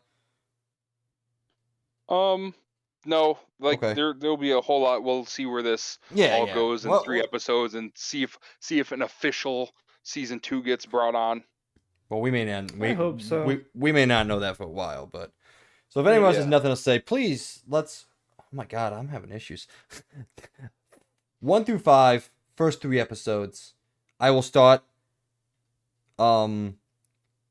Taking out the last 30 minutes of episode 3, I would say it's a solid 3 out of 5 for me. Adding in those final 30 minutes, I think he boosts up to a 3.5 or even a 4 so far, even with a lot of the negatives that I have. You know what? 3.5, yeah. 3.5, including that Vader scene. Whoever wants to go. For me to jump in, I didn't know we were making an order, but I would say 4. 4? Okay. 4 out of 5 for me. Okay. I just think. Yeah, I would have to agree. Probably a 4. I just really don't like Kenobi's characterization, and maybe I'm putting my frustrations out on the Luke characterization in 8 and all that on this one a little heavier, but I'm just sick and tired of this same storyline being brought back up again and again for people that I cared about and I loved when I was a child. I will agree with that. I'll still give it a 4. That it could go down, it could go up. We'll see how these last 3 episodes played out, because I mean, if you're gonna give us a year window into a 20-year time gap, like you're really handcuffing yourself to there's 20 years of character development and adventures that could have happened, and like if you're gonna handcuff us to one little adventure, you're really screwing yourselves bad. I mean, it's a pretty important adventure, I will say. Like, Yeah. It's a pretty important for the grander scope of the story, but I do feel like we're not going to get anything with really Luke of significance. Like, we've gotten what we're going to get with Luke, and I think the story is firmly going to be on the Leia and Ben relationship, and how that flowers into what it is in episode 4, which is a little bit of a letdown because, like, we know that Ben and Luke go on to have a relationship. Like, they know each other significantly. Like, he knows about him, and they've obviously done stuff together in episode 4, and it's kind of a shame we won't get to see that, theoretically. Mm-hmm. So, anything else there, Mr. Birdman? Nope. Okay. Well, ladies and gentlemen, that was a review, reaction, and discussion of episodes 1, 2, and 3. Parts 1, 2, and 3. That's what Disney calls them, of Obi-Wan Kenobi. Please let us know in the comments what you feel like, what you're thinking. How do you feel about the show so far? Sorry about spoiler-free-ish turning into full-on spoilers. That's how it works sometimes. Moving on now, we're going to go to Around the Point, where we here at the Experience Point go around the video game world to tell you all the news that we want to talk about. If there's anything in here that we didn't get to that you felt was necessary, please let us know, and we will talk about it with you in the comments on our Patreon pages. Starting off, we finally got a new trailer for, I guess not finally, it hasn't been that long, but we got a new trailer for Pokemon and some info dumped and a release date for it, and that's the main reason why I brought the self-proclaimed Pokemon specialist into the studio today. I don't know what I'm doing, man. I'm just fucking saying shit over here. DJ, what do you think about? Let's start with the trailer. What do you think about the trailer? Just in general, the tone of the game. We'll go into more of the information here in a bit. I'm talking about the world, the tone. It's great to see this whole what appears to be a one game might take place in the past and one in the future. The way like you're gonna have this split where they've always kind of gave it because they're always letting the games out in twos, and you're in alternate realities or ultimate dimensions, however you want to explain it. But to finally give it that one is they're happening in the same region, but one is happening, 100 years ago or 50 years ago, and one is happening 50 years from now. It's kind of like making sense of a weird like dynamic brought into the games since day one, with the whole red and green are the same universe, just different timelines, kind of. So it's very exciting to see that. We got to see some new Pokemon that some of these games have given some really weird, very overly anthropomorphic Pokemon, and so far we got a weird little pig, which that's something that they've been doing the last handful of generations, which is kind of cool to see. His name is Lechonk. How can you not love that? We got this generation's Pikachu in Pawmi. We got to see our two legendaries, which one is built kind of motorcycle-ish, one is built like a little jet futuristic motorcycle. Like, Well, yeah, the theme here is a more racing driven world, or more how do I say that? A more auto like how do I want to say this? Like auto driven world. It's based off like automobiles. Automated? No, it's not automated. It's based off like automobiles. Mechanic. Yeah, Yeah. like auto mechanic, Advanced? because like there's a lot of advertisements in the background of scenes for like tires and things like that, and like you said, there's literally a fucking tire sticking out of one of the legendaries, and the other one was based off a jet. So it seems like one of the themes here is a more auto mechanic, like you said, driven world behind it, which is much different than I thought they were going to go with it. That's not at all a place I thought that's left field, honestly. It'll be interesting to see how they do a background to this, because I mean, as far as like the story behind each legendary, I mean, they've kind of done it all. I mean, we've gotten a lab created one. We have these 3 elemental birds to 3 elemental dogs created by the god of the sea and the god of the sun. Then you go into, the god of the ocean, the god of the like magma, whatever you want to call Groudon. You've got, then you move into like time, space, the dark dimension. Literal god. Like they've literally done it all as far as all these crazy background stories. So it'll be really interesting to see um how they build the game around, because they've always kind of built the game around the story of the legendaries, and like, how are you going to have the the for a lack of a better term, because we don't know the team name yet, but like the Team Rocket for these two, what are their motivations going to be to get a legendary that's a motorcycle, or a legendary that's a jet bike? Like, Motorsports. what's the motive? There we go. Yeah, I found the word I was looking for. like, Sorry.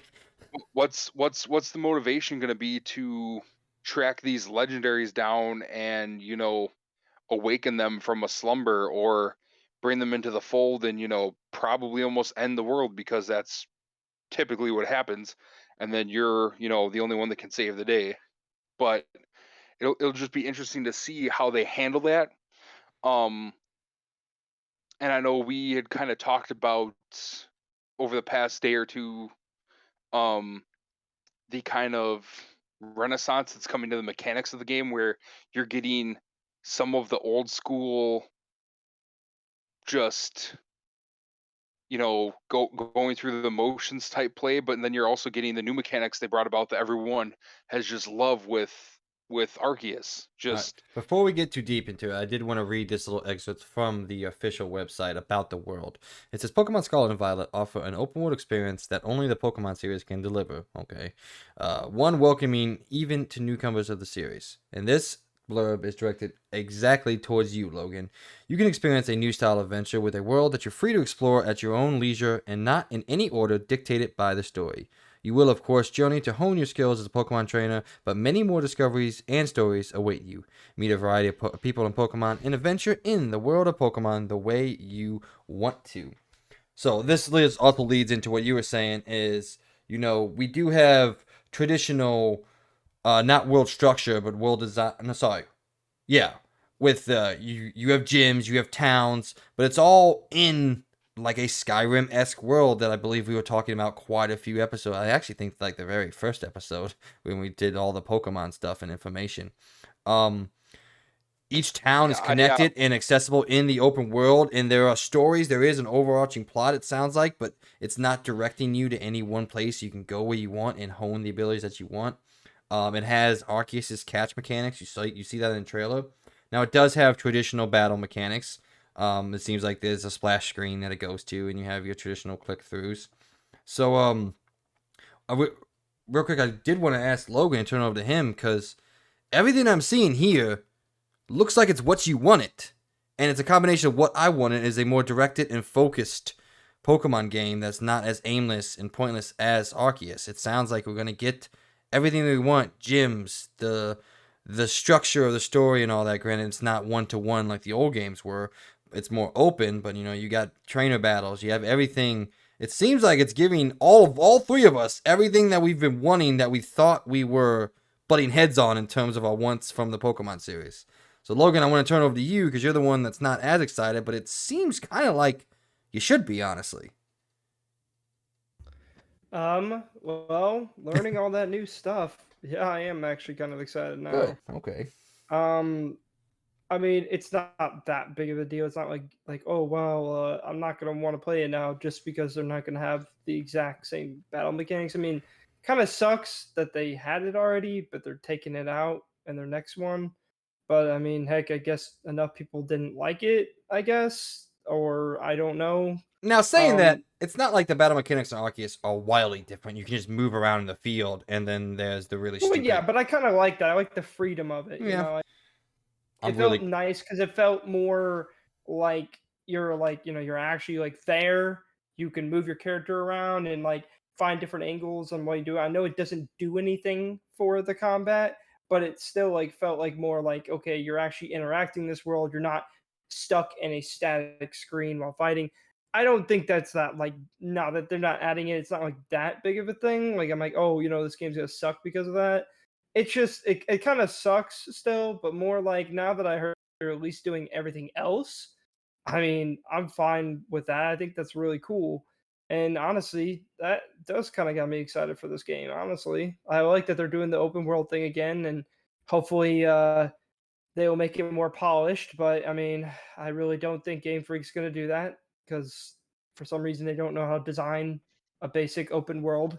But still, I guess it'll be cool, and I'm gonna keep my eye on it more than I. So yeah, I don't really have much more to say about it. I mean, I just hope that you know it's somewhat like Arceus, but like I like that they're actually going for the more standard gym leaders and stuff. Because I did say that I didn't have a problem with the whole gym leader thing. I just didn't like how it was like just a linear game, the old Pokemon games. Yeah. Like I like what Arceus was doing with the whole open thing, and I think Arceus was basically, in my opinion, more of like a test of like what people thought of it, and then now this is like the legit thing. This is like what they were going to do with what they made in Arceus and put it into their natural game, and I'm pretty excited to see what they do with it, and I kind of like this, and honestly, it could be one of the better Pokemon games in my opinion for that. So I think if they find a way to meld both of them together, because my biggest problem was with Arceus was, in my personal opinion, just me, this is not saying anything else about anybody, I thought the game was fucking boring. I was extraordinarily bored playing that game. It held my attention for the first 10 hours because it's Pokemon, and then there's that constant progression. But after a while, like, my Pokemon was super high level, I didn't really need to progress that much more. And after 20 hours, I rolled out, which is unheard of for me with Pokemon games. I play those things for 40, 50 hours at a time. And I was just absolutely bored with the game. And if they can make the world more interesting and make it more filled, make there be more things for me to do, to go see the gyms, to go explore the different routes, but have it be like a natural progression, like open world games. Like, oh, I need to go to Route 7, which has always been, something very similar to in the games. The routes are just named. But if I can come to connect it, and I know there's trainer battles there, and maybe trainer battles aren't one and done anymore. Like after a certain amount of time, those trainers will heal their Pokemon. And now this right here. What I'm about to say is hopes and dreams. Maybe like the trainers will heal the Pokemons and level up throughout the world with you in like a scaling level, like because they're getting better as you're getting better and all that. Now that is not gonna happen. I have zero faith that that mechanic will be included. But if that is, best Pokemon game of all time, hands down. I think that needs to be incorporated into. They kind of have done that with the whole end game scenarios when you have like the battle tower and stuff. Like they could incorporate that. Like what happens when you beat the champion and trigger the end game where it's just fill the Pokédex. Give us something to look forward to. Give us the like maybe we can go back, or the way it kind of read was you can do the gyms in any order. It's not the first gym you see is gym 1, the first gym you see might be gym 8, but maybe you can get that 8th badge and they're only going to use 3 Pokemon that are at your level. But maybe you go to the second gym, the third gym, you're struggling, and you come back to that first gym, and now it's leveled up too. Now it's got 4 or 5 Pokemon for the leader, and they're scaled up to what your power level is, or about your power level, to make the grinding to level up your Pokemon not feel like such a grind. Make it an entertaining grind instead of just circling in the grass for hours on end and KOing the same Pidgey and Rattata and Hoot Hoot and Sentra. It's not KOing the same 5 basic Pokemon that you caught just to get you through the first couple gyms and then dump once you fully evolved them. It's going back and fighting trainers that have also been training Yeah. because Or like, that's what they would do in real life. finding a mid-tier powered cave and just doing circles around that until your Pokemon are high enough level that they're not challenged anymore, and you run it in and out of that healing like you did in the old ones. Like you're saying, Yeah. make it more interactive, and as you level up and as your Pokemon gets stronger, the world levels up and gets stronger with you. And maybe there's like 24-hour in-game time, or not in-game, like in-game, not in the real world, like to where you can go back and you can rebattle some of these trainers. Now I understand that would kind of break the progression a little bit because it would just be like endless up to 100, but I don't actually know if that would break it. That'd be kind of cool.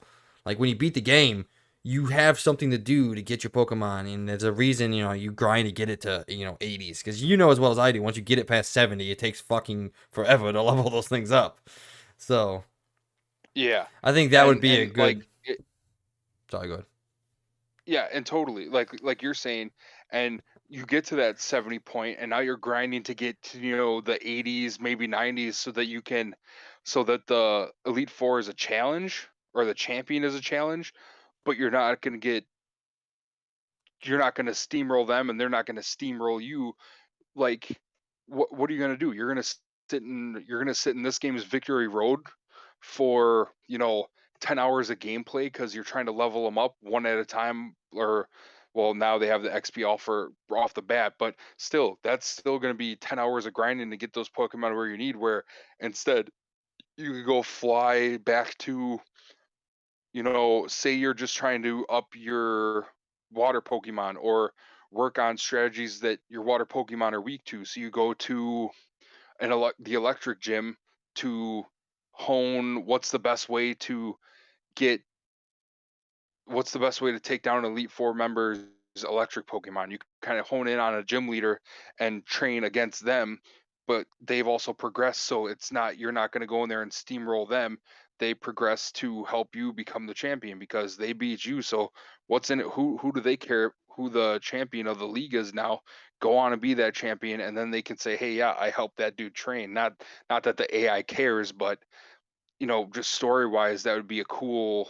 It gives the game the NPCs incentive, and it's kind of cool. We're all to a point where now it's if you're gonna have NPCs in the game, you might as well have it be worthwhile and kind of give them more of a character, kind of like they do with NPCs in Grand Theft Auto for like story NPCs, where they they don't really you don't get to play with them, but your choices affect their choices and their life. Like that kind of AI and NPC is something that I really am starting to like more and more, and would love to see in games like Pokemon or like just games in general now. So One more thing before we move on to the next story. I did want to ask you about what you think, and this also goes to you, Sir Birdman. What do you think about the legendary designs? At first, I fucking laughed out loud at them. Now, as I've sat here and looked at them a little bit more, I'm coming around to them, and I actually now prefer Scarlet a little more than I do Violet. And I don't remember the names of Corydon and Myriadon. I believe is how I you pronounce them. am I But I'm still am not kind in love of with them. I'm kind of flipped from you, honestly. At first it was Scarlet looks pretty dope, Violet. I don't know about that, but now I'm right in the middle on both, and because Yeah. these are going to be such a different game, this is probably going to be the first time since probably since like Fire Red, Leaf Green that I'm going to buy both games and hope that they sell them in a order. Well, they have a combo set Like if you want to buy them. yeah, that's probably what I'm going to do. And like this will be the first time that I'll have done that, and that it'll be I'll probably play through one of them, pick whatever starter, play through one, and then once I beat that one, it'll be pick another starter and play through it that way, and just see what happens. And I'm really looking forward to it this time around. Not where with Sword and Shield it was, oh great, there's version exclusives, but in this it's gonna be it's more than just getting version exclusives. You're getting two totally different time periods from the way it looks and sounds, and that's exciting because it's not just version exclusives, it's like time period exclusives, and that's pretty dope. Wait, what are you talking about? Are you saying no? Both games are the same game. They're just it's the same thing that it's always been.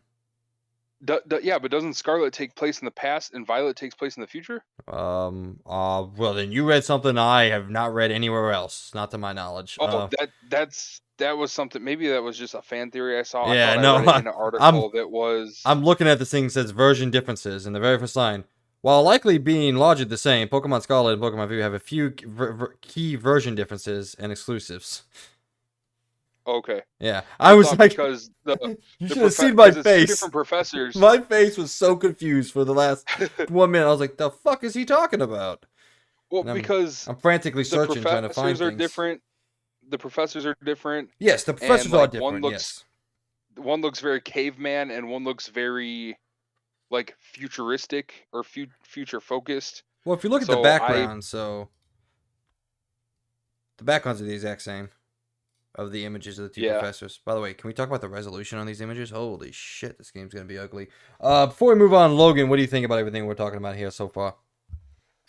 Um, yeah. Cool. Let's Legendary. move. The legendary in Scarlet looks pretty cool, but See, I've come around to it. When I first saw them, I almost died laughing. I thought it was the stupidest looking thing I could ever see. But I've I come kind of like around the to it. whole. I kind of like the whole chest thing It's a that's going tire. on Scarlet. Yeah. It's a tire. What? It is. It looked like it was like a blade almost to me. Like a not like a blade, like a saw blade. No, it's That's it's what it looked like to it's me. it's a tire because everything in the game is based around the whole motorsport thing. Like the new medical centers are gas stations, which is kind of cool. I'm Are you excited. sure that that looks like yeah, it has a tire, but it has spikes on the end. That's where it kind of looks like a saw to me. That's because it's supposed to be like a dirt bike. Yeah, Oh, okay. yeah, Well, yeah. because It still looks pretty cool. yeah, So, I think they're both middle. I think they're fine. right one looks kind of ugly. I like So, swords better, but I mean, even talking about that, the OG, the other box legendaries, most of them are better than the last 4 that we've gotten, in my opinion. We're you and me especially more than Logan, just because he's kind of just getting into this. You and me are probably always going to be partial to that more closely look to an animal, where now it seems Yeah. like they anthropomorphize so many Pokemon, and especially the legendaries, that it's like what are you guys doing? Like, give us animals to hunt and capture and catalog. Don't give us. It's like the guys working at Game Freak are specifically making stuff for the Rule 34 crowd on the internet, and it's Yeah. like, come on, guys. All right. Well, overall, same as we always do, 1 through 5, excitement level, based off all the new information we've gotten. I am sitting at a 4 because I think this game has the potential to be good, but I still don't think it's gonna be anything incredible. It's not gonna be like in the next evolution. Honestly, I don't ever think we'll see the next quote unquote evolution of Pokemon. It'll just be small with changes here and there, and eventually we'll be in another kind of era of the series. But I will say 4 out of 5. Excitement, Logan.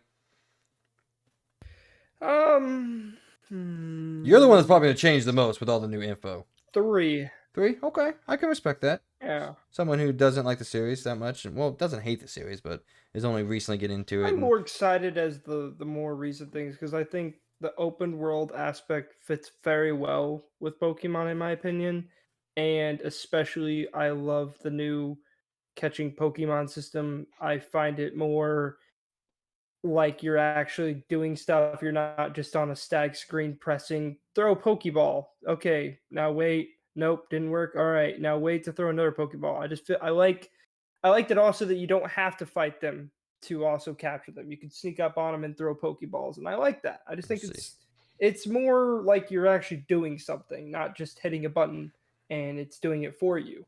So that's how I feel. DJ. And I'm at about a 4.5, somewhere in there. I would like to see a little bit more of the gameplay. I'm kind of hyped, but interested to see how that 4-player co-op is going to work. Oh yeah, we didn't even wait, mention four-player that. Yeah, co-op? What? wait. Did you not know that?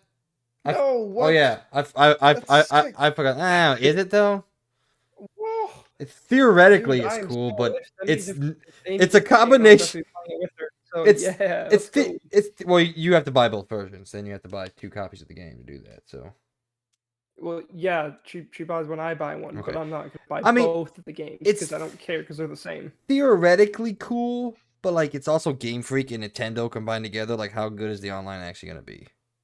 Yeah, it's one of I those, mean, like, What do they you had mean? Call of Duty on Wii. Name I one didn't good go multiplayer game. make out it of like it. Animal Crossing where you could just play when you're in the same room, or you could do the normal.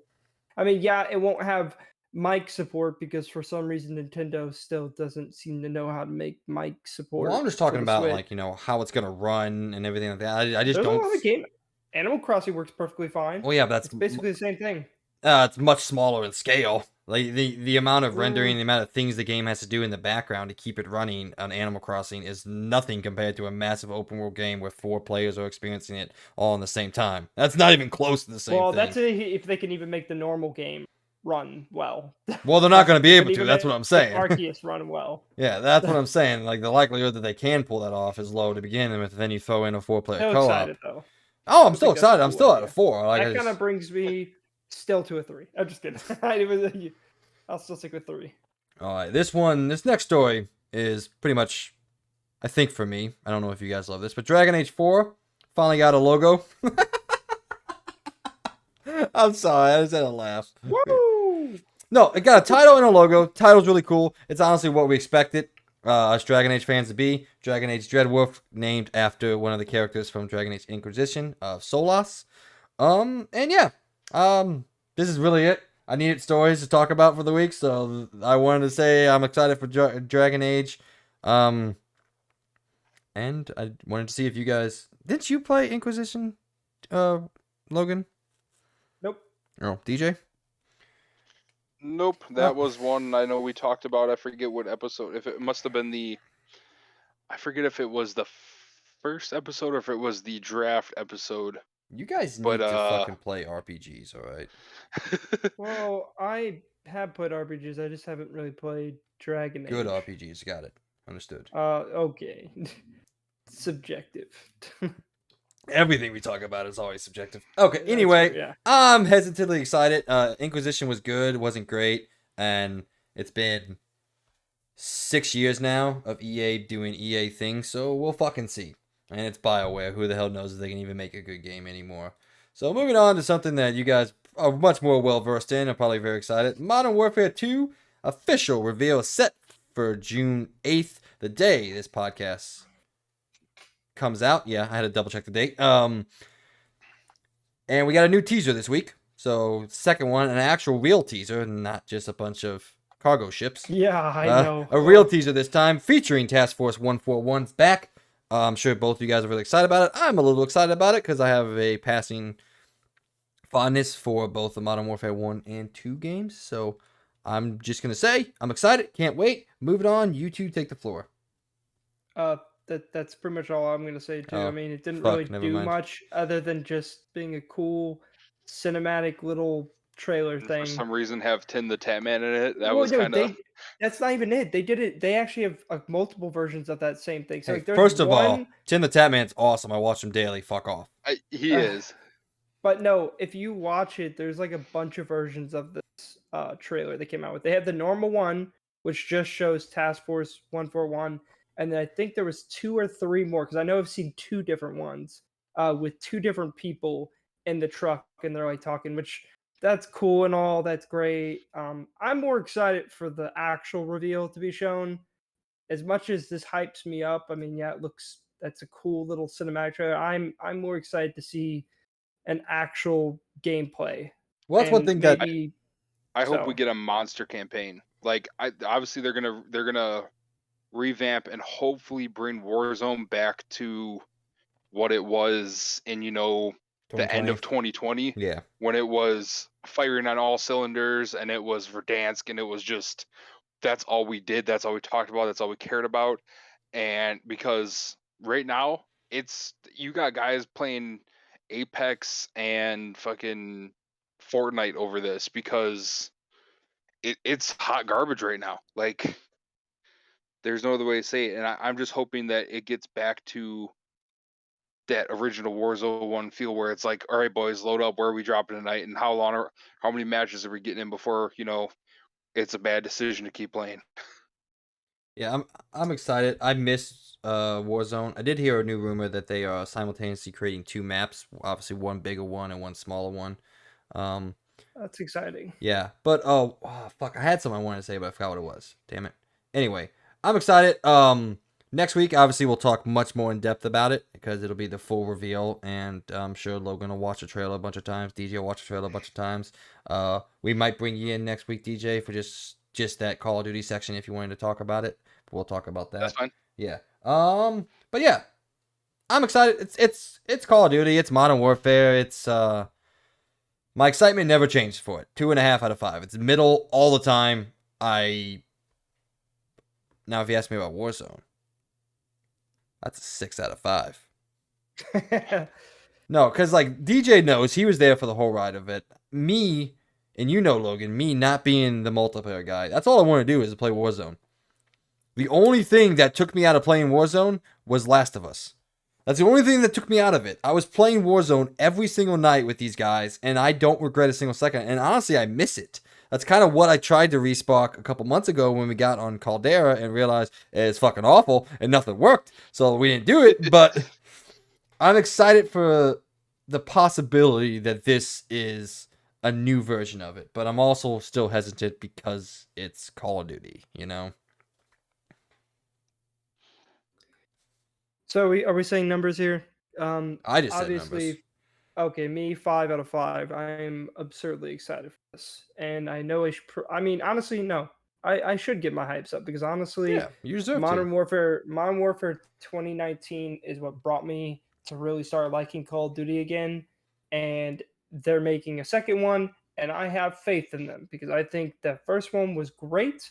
The only thing I want to be better than the first one is they need to have a better side mode because Survival and Spec Ops were hot garbage, and I hope they do something different. Maybe have that idea that I a while ago try to do a clean house kind of thing where it's like random every time you play, and it's like a whole experience with that. Um, if they do that, this is gonna be the best Call of Duty ever for me. Uh, but I don't know if they're ever gonna do that, and I don't know if I really should put my faith in them. But I will at least know that probably the campaign is gonna be great and the multiplayer is gonna be great, and I'm very excited. And Warzone 2, as always, very excited. DJ. Yep, I'm still at a 5. If anything, this just revamped the hype. Um, like seeing Ghost, seeing the images of Soap coming back, and just the way it wrapped at the end of the campaign, where it's why is there no picture of this guy? And we don't know what he looks like, and they're like what? And oh no, that's classified. Or then she's why is this guy called Soap? And all you hear Price say is, oh, that's classified, and it's like, dude, I'm so hyped to see Soap and Captain Price just kicking ass and taking names again. Like, I can't wait for the campaign. I can't wait for Warzone to go back where it was, just because Warzone did a great job building on what Blackout did, and then it's like they got too full of themselves, and then Caldera came out and was hot garbage, and it's like, you didn't have to do that. You could have kept it Verdansk and just made it World War II. Yeah, it might not have fit with your thing, with your story, but look what happened to Fortnite when they changed their map. They changed it a little bit like they did with Verdansk. It was great. Then they went a little crazy and they lost a lot of players. They did this and apparently they weren't seeing that Fortnite did that, and they did it, and it really bit them in the ass. So I'm really hoping that they learn from their mistakes, and that this Warzone 2 is phenomenal. And yeah, I'm still hyped. Moving on to our next story.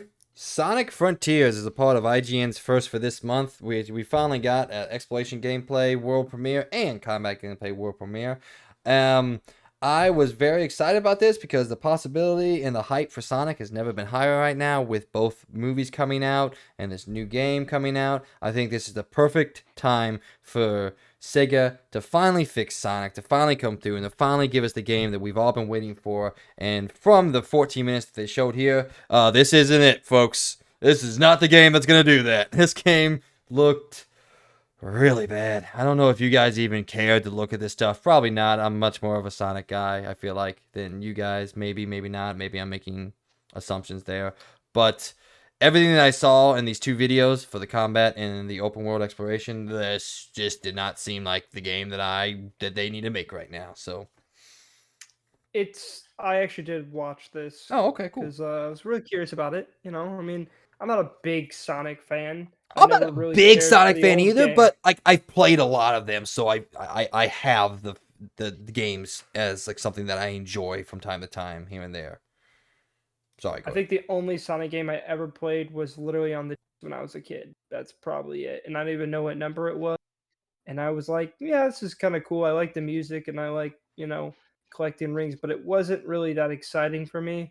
But I was kind of interested in this one. I'm like, okay, this sounds kind of cool. Sonic, big open world. Um, okay. I mean, not gonna lie, the first intro they showed off, the world looked very bland. So that kind of, I mean, I wasn't worried because I didn't really have really high hopes in the first place. But I was just like, okay, maybe this is just a tiny part of it. Maybe they're gonna show some more.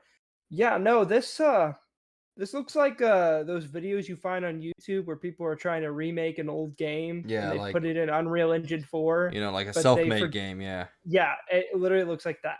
The Yeah. world is complete and utterly empty. It looks like this game is still in its alpha stage.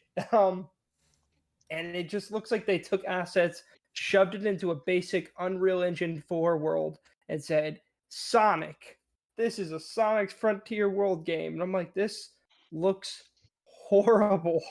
It looks so bad. And I don't know where they thought people were going to be like, yeah, this looks so good when they were revealing it, because it looks horrible. Like, just absolutely horrible. And it sucks because, like I said, like honestly, the point in time right now in the world, this is the time for a Sonic game to come out. The Sonic hype has never been more. The movie, both movies, very successful. A third movie already on the way. There's people who aren't old school gamers like you, me, and people who are even older than us that know Sonic and grew up with Sonic. Um, there's now younger people that are like, oh, cool. There's these kids that went to go see the Sonic movie, and now they're excited about a new Sonic game coming out. And so this was the perfect time to really come out with not a banger, because I don't honestly think Sonic could ever make like a banger of a video game, but something that was good and something that was interesting and fun. And yeah, like I said, this wasn't it, folks. DJ, what'd you think if you got a chance to watch this? I have more confidence in Dune Spice Wars. Heck yeah. Oh, hey, God. it actually is Like- released, so It's just not reviewed. released. It's an early access. Well, Like, I honestly, it was such a letdown because, like you're saying, the Sonic hype is at an all-time high to the point where they could make fun of the ugly Sonic from the first trailer in Chippendale's Rescue Ranger. Like, they straight up made fun of it. He was at a Comic-Con as ugly Sonic, yeah. and just like, so like the hype is all-time high. They're gonna do a third movie, which it's like, hell yeah. And then, like, honestly, they could have legit, all they had to do was revamp and kind of they didn't have to do this. Sonic's never been open world. Sonic has never, I don't think, really ever had an open world. It's always been a scroller. Like, it's kind of like a why fix what wasn't broken? Like, Mario changed and evolved, but that's because Mario has always been hot. And like, when it came to like the original console wars, Sega lost. Sega died. Like, Well, I mean, Sonic was one of the only reasons why they were thriving to begin with. So, like, Sonic is super yeah, important in the grander scheme of the video game industry. and it's like all you had to do was give a 3DS slightly open world version with like the OG Sonic feel, and it probably would have been a smash. And this just looked like, hey, people are doing like especially ever since Breath of the Wild. It's like, then they did that with Pokemon games, and then now they're working on going over the top for Breath of the Wild 2. They're doing another open world Pokemon game. Like, now it's like they're trying to, and like the Pikmin games have always been somewhat open world, but not in a confined area to an open world. And it's like now Nintendo thinks they have to do that with every single property they own, and it's not going to work for every property. And this one especially is probably going to blow up in their face. And I hate to be that way, but sometimes you got to stumble to really force yourself to stand back and take a look at everything. Well, the So problem is they've stumbled for the past decade. They've yeah, stumbled enough. Like, it's been 5 years since Sonic Forces came out, I think. So, like, this game's been 5 years in the making, and then this is what they come out with. yeah, very true. I'm not even a huge Sonic fan. I'm a passerby fan, and I'm still disappointed. So I can't even imagine the people who actually care about the series and grew up with this series. Yeah. So yeah, it sucks. Excitement level 2 out of 5 just because it's still Sonic. I still want to see what's going on and what's it. Logan, excitement. 1. DJ. Yeah, I'm maybe a 1 out of 5, maybe a 1.5, somewhere in there. All right, well, let's move on to story number 20. Wait, story number 23. Story number 5. Madden 23 has been officially revealed in a trailer. I only added this in because DJ is joining us today, because I can positively say I don't give a shit, and I'm very confident in saying that Logan doesn't give a shit. So, Logan, can you rectify that if I'm wrong? Yeah, no, I could. Okay. No. DJ, did you get a chance to see this trailer? I know you still have a passing interest in Madden. What do you think about this, if you do? I honestly, until they focus on not just the what is it called, the Madden Ultimate Team, until they stop focusing only on that, because I get that's their bread and butter. That's the esports side of it, is that I could not care less I'm actually more worried on how good NCAA is going to be, Yeah, I can't wait. because that was always kind of our go-to. And then when we lost that, we all drifted over to Madden, and Madden has literally been the same hot garbage for the last since 2013. It's literally a new cover, a new player on the cover, new music, a slight upgrade in um graphics and flow, but still the same broken mechanics. You throw a deep lofted pass going down the sideline, and the middle linebacker, the left side linebacker, can jump 25 yards in the air to pick it off with one hand. Yeah. Or It's your not guy's football is what running. it is. It's No, yeah. And from people who played football like yourself and me, who played football for a long time and care about this game, it's annoying when like things happen. And I know it's a video game. Those of you listening, I get it. Don't yell at me. It's a video game. I still get it. But still a football video game, and it doesn't feel at all like football. like Tecmo feels closer to a football game at this Yeah. point. So well, okay, I guess you don't really care about it either. So we moving on. So that's it for the video game news. If you guys listening have any other video game news that you want us to talk about, please let us know. Email us. Go to our Patreon and let us know what you want to talk about, and maybe we'll talk about it, or maybe we'll just talk about it with you there. Moving on now, like every single week, we end around the point with the movie talk. Just a couple things I want to go over this week. First and foremost, right after we posted last week's episode, go figure, a new trailer for Pinocchio, the live-action remake of a movie that came out a long time ago. Then I think it was in the 40s. I don't really remember. But I watched this movie I watched this trailer a couple times through, so I have some opinions on it. Guys, what'd you guys think? If you got a chance to listen to this, and what do you think overall?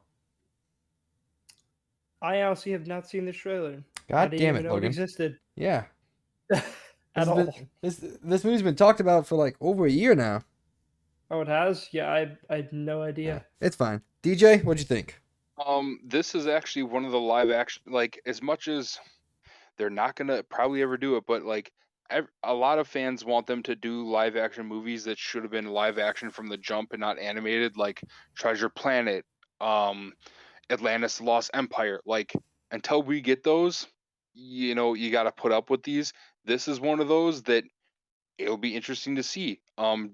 Geppetto, Tom Hanks as Geppetto looks awesome. Um, I'm interested to see if they go through and do like the whole storyline where the boys go to the island, and they party and gamble and drink and make asses out of themselves, literally. Yeah, I'll be It'll surprised be because like OG Pinocchio is pretty fucking dark as for a kids movie. I mean, it's a Disney movie, so they're all yeah. dark. But like, I'll be interested to see what kind of tone the movie goes with. And obviously from the trailer, I got a very magical tone and a very sincere tone. Obviously with the portrayal from Tom Hanks and the way he was looking, and just the overall setting and musical choices from it, and the way it was framed. But there is significantly dark areas of this film, so I'm interested to see how they handle those. Yeah, because it does look like what they've been doing in the vein of the last couple of these live action remakes, where it's some of them have been a one for one, unless it's about a villain, and then they've gone and done like Cruella and Maleficent, where they do the same fairy tale or story, but they do it from the villain's point of view. Um, but this seems like it's going to be more in the vein of the Jungle Book, Lion King, and what's the other one that they did? They did Lady and the Tramp. They've done a Um, lot. yeah, like it seems like it's going to be one of in the vein of those, where it's a one for like almost a one for one shot remake of the original cartoon, just to you know because it seems like as of late Disney's not trying to take chances on new properties outside of all their eggs are in the Marvel and the Star Wars basket yet. So they're not really doing anything that they don't. It's almost as if they believe they own all the properties they need to make movies out of. So instead of going and finding more um books to make property, like if it's not something that Walt didn't already own the rights to, they're not gonna go buy and make a movie for like I have a bunch of different like young adult novels that would make great movies, but they're not ones Disney are gonna buy because they only want to make stuff that they can make merchandise money off of or turn into something in the parks to revamp part of the parks to draw people in. So they're just going to stick with their princesses, Pinocchio, their feel good stories, stuff like that. So I mean, it's a Disney movie. It's one that's been out for, like you said, I think the 40s or 50s or Let me maybe look even it up. 60s, something like that. I could have sworn it came out in the 40s. Yeah, Pinocchio. I think it's that rash somewhere in there. Yep, It came 1940 out then, exactly. and yep. So like it's one that's been out forever. It's one that we as 90 kids when VHS was like in full swing, we watched 100 times because you know, our parents weren't buying every single thing ever. They were just buying Disney movies because that was literally the only company doing kids movies. Yeah. So that's Let all me we watched interrupt were you. Disney movies. Let me interrupt you real quick, DJ. Logan, it's been a good time. We'll talk to you next week, man. You have a good day. He's got to roll out. So. Yeah, Oh, sorry, yeah, good no to problem. see everybody. But yeah, as always, good seeing everybody. Hope everybody's enjoying. Just check down below the YouTube to check our Patreon if you would like. And for a later topic, we'll begin to Winnie Pooh, the horror movie. Can't wait to see it. All right. All right. Well, I'll see you guys later. go Oh, watch the sorry, what? Pinocchio trailer and then report back to me and what you think about it off cam. Okay. All right, definitely will. All right. See you, man. I'll talk to you later. See you guys. See you. All right. Sorry. Continue, No problem. sir. I'm just gonna say, I'm at, I'll say a 2.5, closing in on a 3 out of 5 for my excitement for this movie. I'm excited, but I'm also significantly disenfranchised with Disney right now. They've just been doing a lot of political stuff and some other things that I want out of my entertainment. I don't want it to be in my face as much as it is. So, and I want to enjoy the things like even with Obi-Wan, there's a whole new string of stuff. I'm like, yeah, I get it. Just please leave it out of my entertainment. Yeah, I'm kind of in the same boat where it's like, I get that you have to do the certain political things and say this and say that, and you're retelling certain stories, but you're giving them that political tone for whatever crowd, whatever, it almost feels a little bit like the woke movement is slowly dying, which And it's like hopefully will, it's not even. not that I'm, Yeah, so I'm saying it's not even like I either agree or disagree with it. It doesn't matter to me. I just don't want political stuff in my yeah, entertainment. Like it is, I mean, I agree with some stuff, and I'm still like, leave me alone. Like, go yeah. away. Yeah, it's not like it's like telling these stories. How are you gonna? This movie is about learning about like Pinocchio at least is learning, like the whole point of it is that learning that it's a good thing to have a conscience and Yeah, that you need to sometimes listen and have a good conscience because um like legitimately literally not listening or having a good conscience or not clearing your conscience or whatever will lead you to becoming an ass. Like that's literally the point of this story. So um like there's not much. I mean that's it's something that rings true, and maybe that's why they're making it, because they see the world now as a lot of burning. people obviously really, yeah, like it makes sense to make it now, and I hope maybe this will help some people see that, like, hey, yeah, I am being a Karen, I am being a Chad, I am being a jackass. Like maybe I should get my head out of my own ass and you know be a better person. Will it? Probably not, No, because but that's okay. We can all hope, right? yeah. All right. So, what is your hype level? I'm probably at probably about a 3. Yeah, I'm down for a good we'll see. remake, and Yeah. it's one of the classics. Yeah, I mean, I don't think I'm gonna hold this in high esteem like I do Beauty and the Beast or the Lion King remake. Even though I know a lot of people don't like it, I loved it. But um, I'm I don't know if I watched that one yet. The Mulan one was halfway decent. I thought the mom one sucked. I hated it. Well, it was okay. It definitely could have been a lot better. The Oh, fact that they you took can out like it. I don't Mushu. care. So you No, can enjoy like what you want. the fact that they took out Mushu and a few other elements, it was like, okay, it's almost like now, because it came out kind of still during like the peak of the whole woke thing, it was like, see, we're not that racist. Like Mulan's this, Mulan's that, to like It kiss it the ass of honestly China kind of because it honestly kind of felt like, that Netflix produced Jungle Book movie, where like you want to produce something that's the same, but you have to do it in an entirely different way, in a different tone, and like have it like retold to not get like a copyright claim by Disney. But it felt like Disney yeah, made their own movie to that, which is yeah. weird. Anyway, moving on to the next story. Mr. C. Christopher Hemsworth has finally revealed Furiosa, the prequel to Mad Max Fury Road, has begun filming.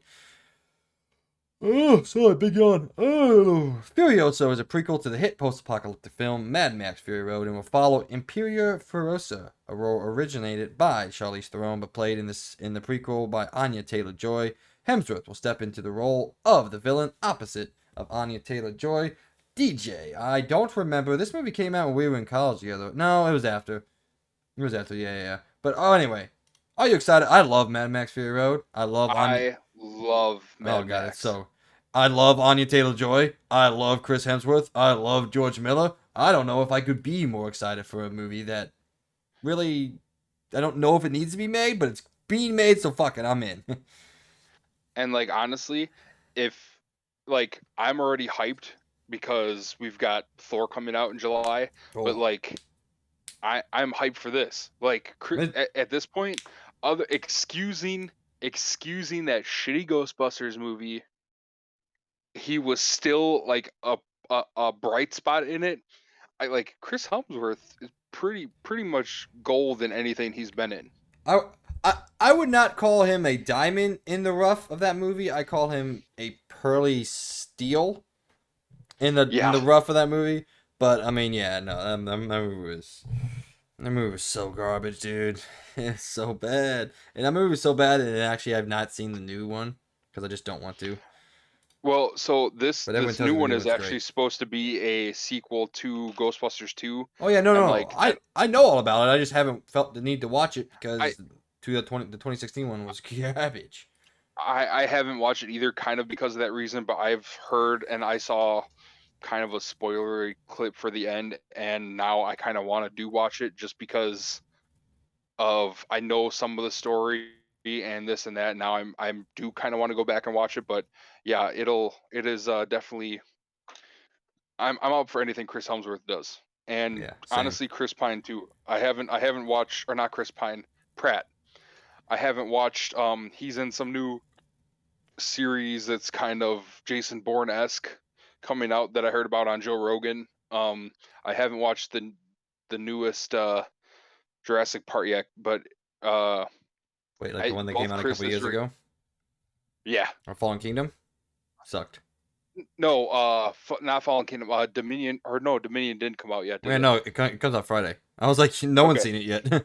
yeah. Well, I'm sure there's some Um, people seen it yet, but um, like honestly, like those two, yeah, they're in some stuff here and there before they got their Marvel break, but those two have really they got a spotlight because of Marvel, and then they have both like just hit it out of the park, and I will see just about anything they're in. yeah, same. I like it. All right, next thing on movie talk.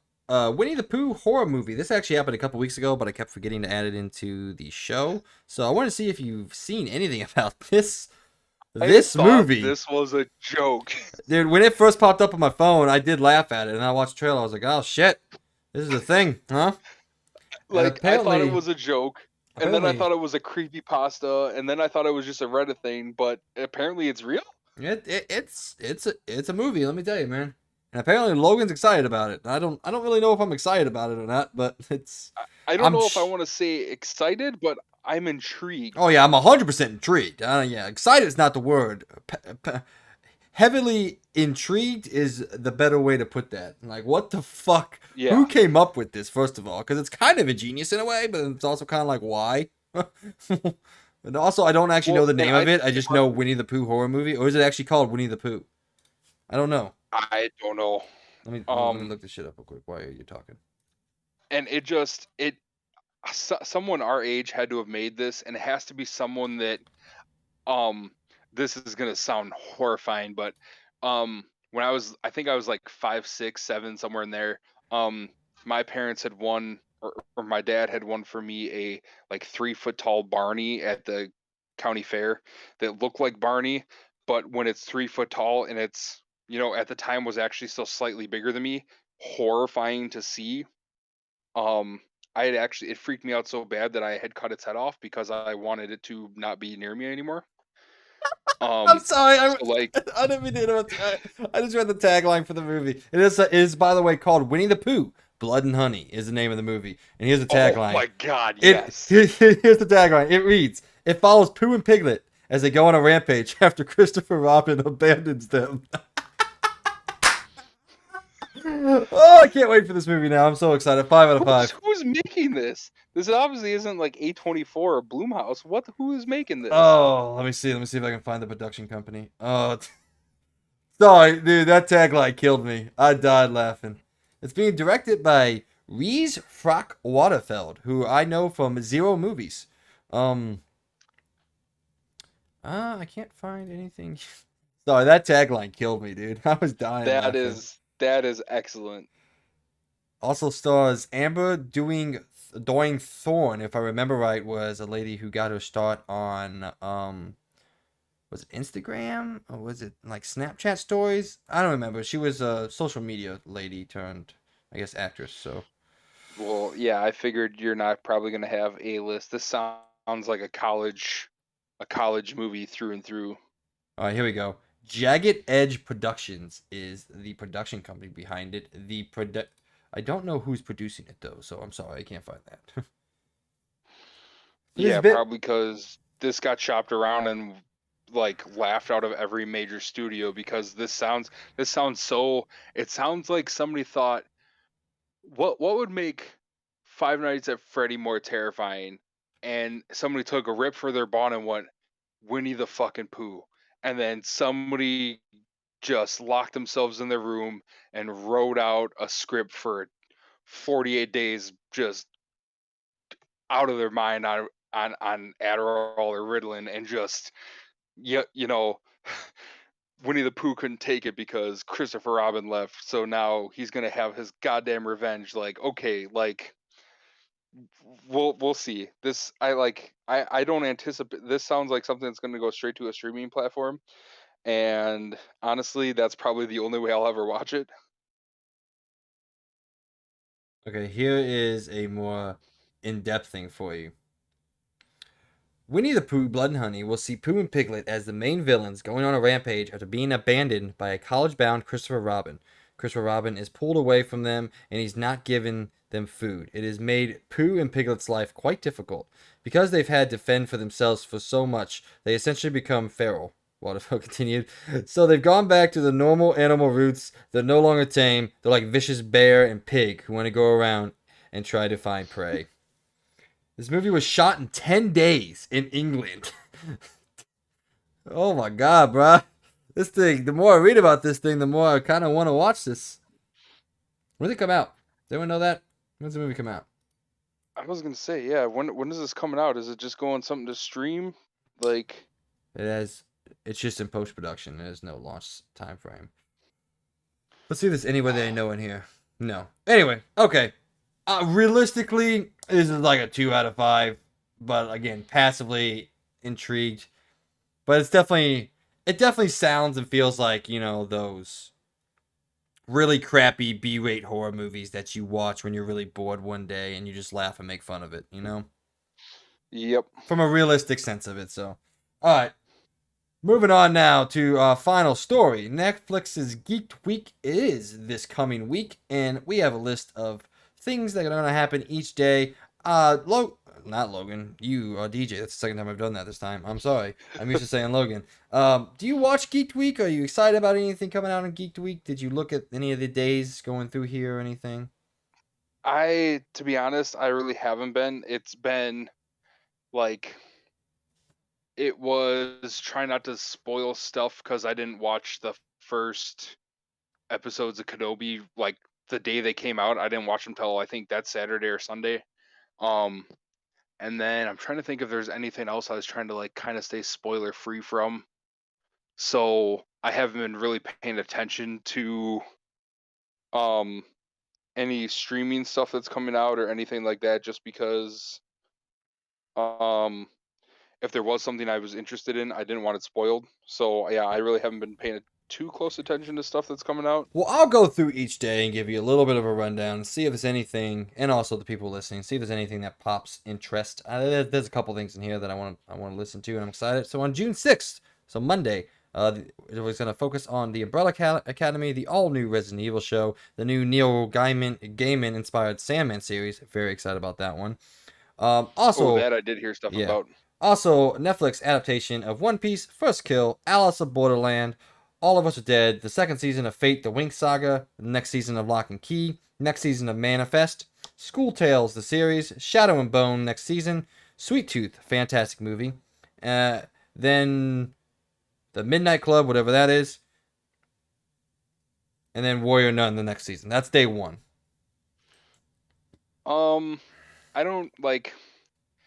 I feel like Umbrella Academy season 1 was awesome. Season 2 left stuff wanting, and then this whole Elliot Page thing, and that's like that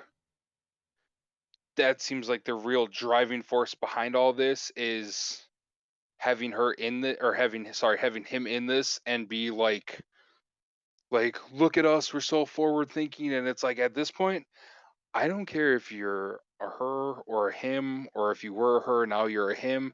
That doesn't bother me. Do you? Like I don't need to hear about it every waking moment. Like it's cool. And like for me honestly, all you had to do was address it in the show as like not even a huge storyline, just as a shit hit the fan in season 2. So she decided to become a he and help better their own life. Great way to like capsulate on it and not throw it in everyone's face that like, hey Yeah. look, we're having a trans person star in our show, like, give us a pat on the back. Like I don't care. Like I was probably going to watch it regardless. Like at this point, if you're going to keep ramming it down my throat, I'm almost tempted not to watch it. Yeah. Like I don't care too much about any of that's that, but I am excited about yeah, Resident Evil. I'm excited about Sandman. Neil Gaiman's one of my favorite authors of all I'm time. stoked Yeah. about Sandman. I'm excited to get new information on Shadow and Bone. I love that series. It actually made me buy the books for Peyton, and she's read all of them so far. Sweet Tooth, if you haven't seen the movie Sweet Tooth yet with Jason Momoa, fucking phenomenal. One of the coolest twists I've seen in a movie in a long time. I'll have to look that up because that's Yeah. my wife's guy right now. Yeah, So oh, dude, this movie is so good. You need to watch that with your wife. I was so blown away. Maybe I liked it so much because I wasn't expecting too much, and it blew all my minimal expectations away. And then the next season of Manifest, which is a good show. Those are the things I really take away from day one here. kind of open for Lock and Key.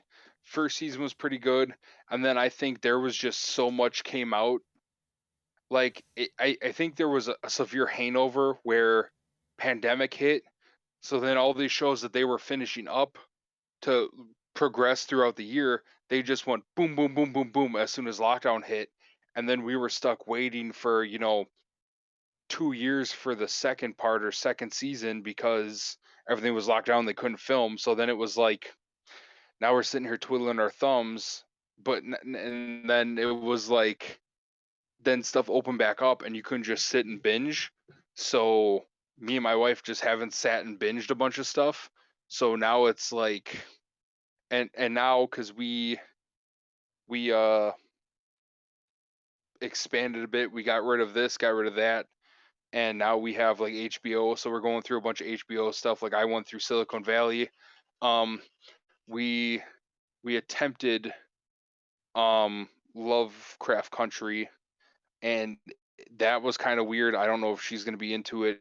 She's gone through most of Euphoria already. Um, so it'll just have to be something we get back into to see if Lock and Key. The first season was great. We didn't make it through all the way through the second season just because it was very intriguing. But then, like I said, so much stuff came out, and then you had to wait for more, and then come back to it, and it was like, oh yeah, what was that now? So Yeah.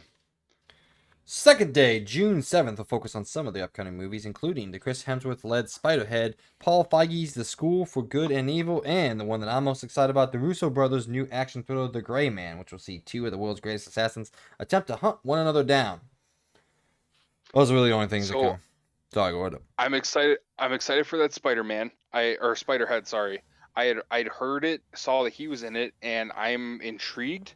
I definitely need to go back and watch more about it. What else did you just say? The Russo brothers thing, The Gray Man. Yeah, and That then looks. I'm hyped for yeah, that. it looks super good, really excited. I And then I there's a Paul Feige yeah movie that I don't care about. yeah. The third day's day I'm most excited about, the one that go into Netflix animation. We're going to get an in-depth look at Cyberpunk Edgerunners, the new 10-episode series set in the Cyberpunk 2077 universe.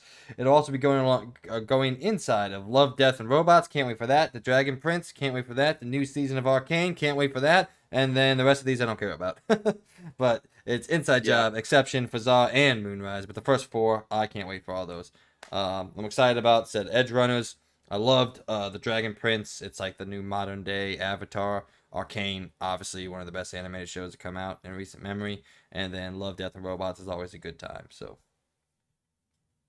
Yeah, I'm kind of same. Some of those I could care less about, and others I'm super hyped for. So it's just weeding through all the content, and I'm sure my wife is gonna watch a bunch of stuff because she'll have, I think it's like 3 months off with our newborns. yeah. So I'm sure when she's not sleeping or taking care of the kids, she'll be binging all these things, and then I'll have to find time to binge them on my own. So June 9th, fourth day, is all about Netflix's Stranger Things in season 4. Now that Stranger Things is almost over, I'm excited to finally start the series so I can get through it and watch it. What about you? um yeah, we watched 1, 2, and 3 when 3 came out. It left a pretty good. It was one of those they left at a point where it's like, are you gonna end it here and leave just not on a cliffhanger, but not on a cliffhanger? Like they did stuff to where that was gonna be the end of it, and then they threw in like extra credit scenes and turned it into a cliffhanger, so that was a little annoying. Um, I know the new stuff has come out. Um, we haven't really talked if we're gonna watch it or if I was just gonna watch it on my own. Because at this point, she really doesn't probably care about some stuff anymore. So yeah, it'll be seeing if we actually want to watch that or not and go from there. But I'm kind of excited just to see what they do. I watched the trailer once or twice, and that kind of has me intrigued as far as the way it ended with the last season, and now it's how are you going to handle the whole not the holes, but the how are you going to handle stuff you had 11 lose abilities and gain abilities and this and that and Oh, all these struggles that hey! happen. Spoiler alert! I haven't seen Hey, I shit. I didn't I didn't spoil. I just said she gains and loses stuff. Yeah, I You don't know don't know who the what fuck she. stuff you Yeah, exactly. um so The whole thing's yeah, ruined. You like can't you're watch any just of it. oh whatever.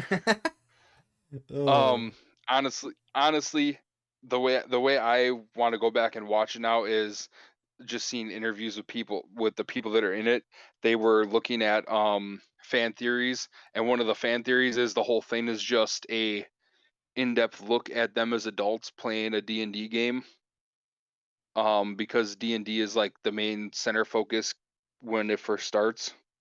So that's kind of a cool theory that even the people that are in the show are like, that's super dope. Like this could all just be like a fever dream Yeah. of them hammered playing um D&D. So it's I'll definitely sit down and watch season 3 with or without or season 4 I should say, with or without my wife at some point. And you know, I'm interested to see if you like it at all or if you can't bother to get through it, because I could see it going either way for you. I'm pretty busy right now, but I will watch it eventually. I'm watching Peaky Yeah. Blinders right now. Peaky Blinders is fucking great, by the way. Oh, I need to get restarted that, and then I think she lost interest because she's not about that kind of stuff, and Oh I God, crave it. it's so So, good, dude. You need to finish it. I'm on season 3 right now. It's so fucking good. Anyway, June 10th, the final day, we'll see the premiere of the Cuphead show along with Tekken, the Bloodline. Sorry, Tekken Bloodline, the well show based off Tekken, and then also Netflix is gonna show off 10 of the new games that I don't care anything about. This day it's kind of like blah. I don't care about anything this day. yeah, I played Tekken when I was a little kid because one of my friends was super into it. Um, I know Tekken is basically just um Street Fighter with more of a storyline from what I remember. So I like I don't care either way. I might watch it, I might not. It'll be one of those things where I've literally exhausted everything and I don't feel like watching The Office for the 400th time or starting over King of the Hill or South Park or you know any of the other shows I've gone through at least 4 times. Like then it might be fuck it, let's watch Tekken. But other than that, I really don't care. A final topic in movie talk, as always, is the box office recap for the weekend of whatever this weekend was. I don't remember the dates. June 3rd through June 5th. Bringing home the number one spot in its second weekend, Top Gun Maverick with Yep. $85.9 million. Number 2, Doctor Strange in the Multiverse of Madness, bringing in an additional $9.2 million. The Bob's Burgers movies bringing in $4.5 million. The runner-up, not the runner-up, number 4, up from last week, The Bad Guys brought in another $3.3 million. And rounding out the top 5, Downton Abbey, a new era, brought in $2.99 million. And with that second weekend, Top Gun Maverick has moved into fourth place in the 2022 worldwide box office with a combined worldwide haul of $548 million, surpassing Uncharted by a significant margin in its second weekend, closing in on the Chinese-only released Watergate Bridge at the number 3 spot. Yeah, because nothing's probably gonna touch Spider-Man this year. Spider-Man was last year, brother. Oh, my bad. I'm Doctor Strange. Yeah, Doctor Strange is at 909 million. So Of Top Gun, course, that's second. gonna go out the freaking window once Avatar comes out, so it don't even Well, matter. let's hope. I don't know. There's a lot of people who didn't like that trailer. I'm happy for it. I'm Yeah. excited for it. All right. Anything else you want to say about any of the things we talked about, man? Not really. Glad to be back. Well, no. We still got more to do. I was talking about around the point. Oh. We still got more to do, but No, I any other like I stories? said, just watched the original Top Gun, so we'll probably wait for that to come out and stream. So I'm really stoked to watch that. You said you watched it. I might sneak away Twice. one day I went to see it twice in with theaters. my wife is having her baby shower, and I said I was just gonna hold up here more than likely and paint stuff or No. probably Go finish Horizon. go see Top Gun Maverick. It is. I am not overselling it, honestly, in my opinion. I might have to do that now. So we'll see what I do. But yeah, I'm super stoked and just making the list of stuff to watch even longer. So that's always exciting. All right, well, ladies and gentlemen, that was around the point where we went through some of the news stories that we want to talk about, including video games and movies. If there's anything that we missed that you want to talk to us about, please let us know on our Patreon, on the description and comments of the YouTube video. We are moving on now to the review roundup for this past week. On May 31st, SnowRunner came out for PS5 and PS4 and got an 80. On June 1st, Silt came out for PS5, PS4, Xbox Series X and S, Switch, and PC and got a 76. Then, on June 2nd, Card Shark came out on Switch and PC and got an 80. Diablo Immortal came out on iOS and Android and got an 81, although it has a 1.7 user score on Metacritic, so a little bit of a discrepancy there. Gigapocalypse came out on PlayStation consoles, Xbox consoles, and Nintendo Switch and got a 81. Soladiers came out on PS5, PS4, Xbox Series X and S, Switch, and PC, got a 76. Gravatar Recharge came out on PS5, PS4, Xbox Series X and S, Switch, and PC and got a 71. And rounding out the week, Wonder Boy Collection came out on June 3rd on PS5, PS4, Nintendo Switch and got a 77. Well, what a big week we had for the games on this week, huh? Yeah. Yeah, it was Logan and I talked about it last week. It's pretty rough. But the summer months are always pretty slow with game releases. We got some couple big ones coming out this week, but it's more about the press conferences and everything else, which is fun for news. So Definitely. nothing. So no reaction. Diablo Immortal. People don't like that game, huh? Yeah. The Diablo game on the phone. I don't think anyone's ever gonna like this one. Out this week on June 7th, Spellforce 3 Reforged comes out on PS5, PS4, Xbox Series X and S. On June 8th, Star Wars Knights of the Old Republic 2 The Sith Lords comes out on Nintendo Switch. On June 9th, Pro Cycling Manager 2022 comes out on PC, and Tour de France 2022 comes out on PS5, PS4, Xbox Series X, S, and PC. Let me tell you, when I was putting the script together, I was like, well, what the fuck? I didn't even know there were cycling games out there. On June 10th, Demon Slayer Kimetsu no Tabi, the Hinokiyam Chronicles, I'm sure I said all that wrong, comes out on Nintendo Switch. Mario Strikers Battle League on Nintendo Switch, and then The Quarry comes out on PS5, PS4, Xbox Series X and S, and PC. What do you got for this week, DJ? You playing anything? I'm playing The Quarry, honestly, so no. My main focus is beating Horizon good, finally, because I want to talk and then about it. and then I'll probably get Sniper Elite 5, and then it's just maybe I'll comb through some of my downloaded games I've gotten for free over the past month or two, just because, like I said, I haven't really played anything since March, the end of March. Yeah. So, and we're now in June, so That's good that I you might caught comb back through a up. couple of those and see. Yeah. It's good that you caught back up. Take your time with Horizon. I already have the review written up. It's not going anywhere. My opinion's not changed. So, listen, I will be playing The Quarry. Maybe not this coming week, but I will be getting The Quarry. I'm excited for that to come out. And then Logan is, I know, excited about Mario Strikers, and that is also on his fantasy yeah, league. he So, was. yeah, it's also on his fantasy league. So he'll get his fourth game because his scores have been pretty down the dump so far. Although your scores have been a little low too, there, brother. Hey, I'm in the lead right now, and I have the most games, I think. So yeah, you have the most games reviewed. You have 1, 2, 3, 4, 5, 6. You have 6, and I have 3. yeah, but I also have the most games overall. Yeah, well, that's because haven't. I'm holding off. I'm trying to make smart purchases here. Yeah, You have Skull and Bones. That game ain't coming out this year. I don't know. They're pretty certain. I I got it for cheap, just with the fingers crossed that it is coming out. Yeah. So I guess those two pickups I had yesterday were, yeah. I guess you get one free drop. So unfortunately, Redfall got delayed, which I'm pissed about. But whatever. Yeah, mine was what was it? StarCraft? Not StarCraft. Starfield. Starfield got Yeah. delayed, so I dropped that one, which I was like, man, I didn't want to just take that L, so I figured I'd better just drop it and move on. Were they still holding on to Legend of Zelda Breath of the Wild? Yeah, I saw that. I honestly, he sounds like he doesn't have time to breathe, let alone do anything else. So Yeah. I'm hoping we can get him sometime before the end of June to hop on and do that second bit of fantasy. Yeah. Otherwise, who knows when we'll be able to talk to him again. We'll see, sometimes, some people just have to miss. Anyway, ladies and gentlemen, this brings us to the end of our show. Everyone who's either been watching or listening, we just want to take this time and thank you from the bottom of our hearts. Well, that sounded fake.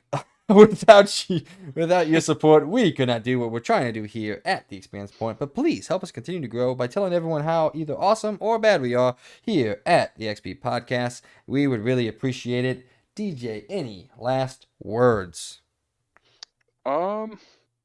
Thanks for having me on. Sorry I took the spoiler-free portion of Kenobi and made it spoilers off the bat. That's okay. We just rolled with it. Super excited.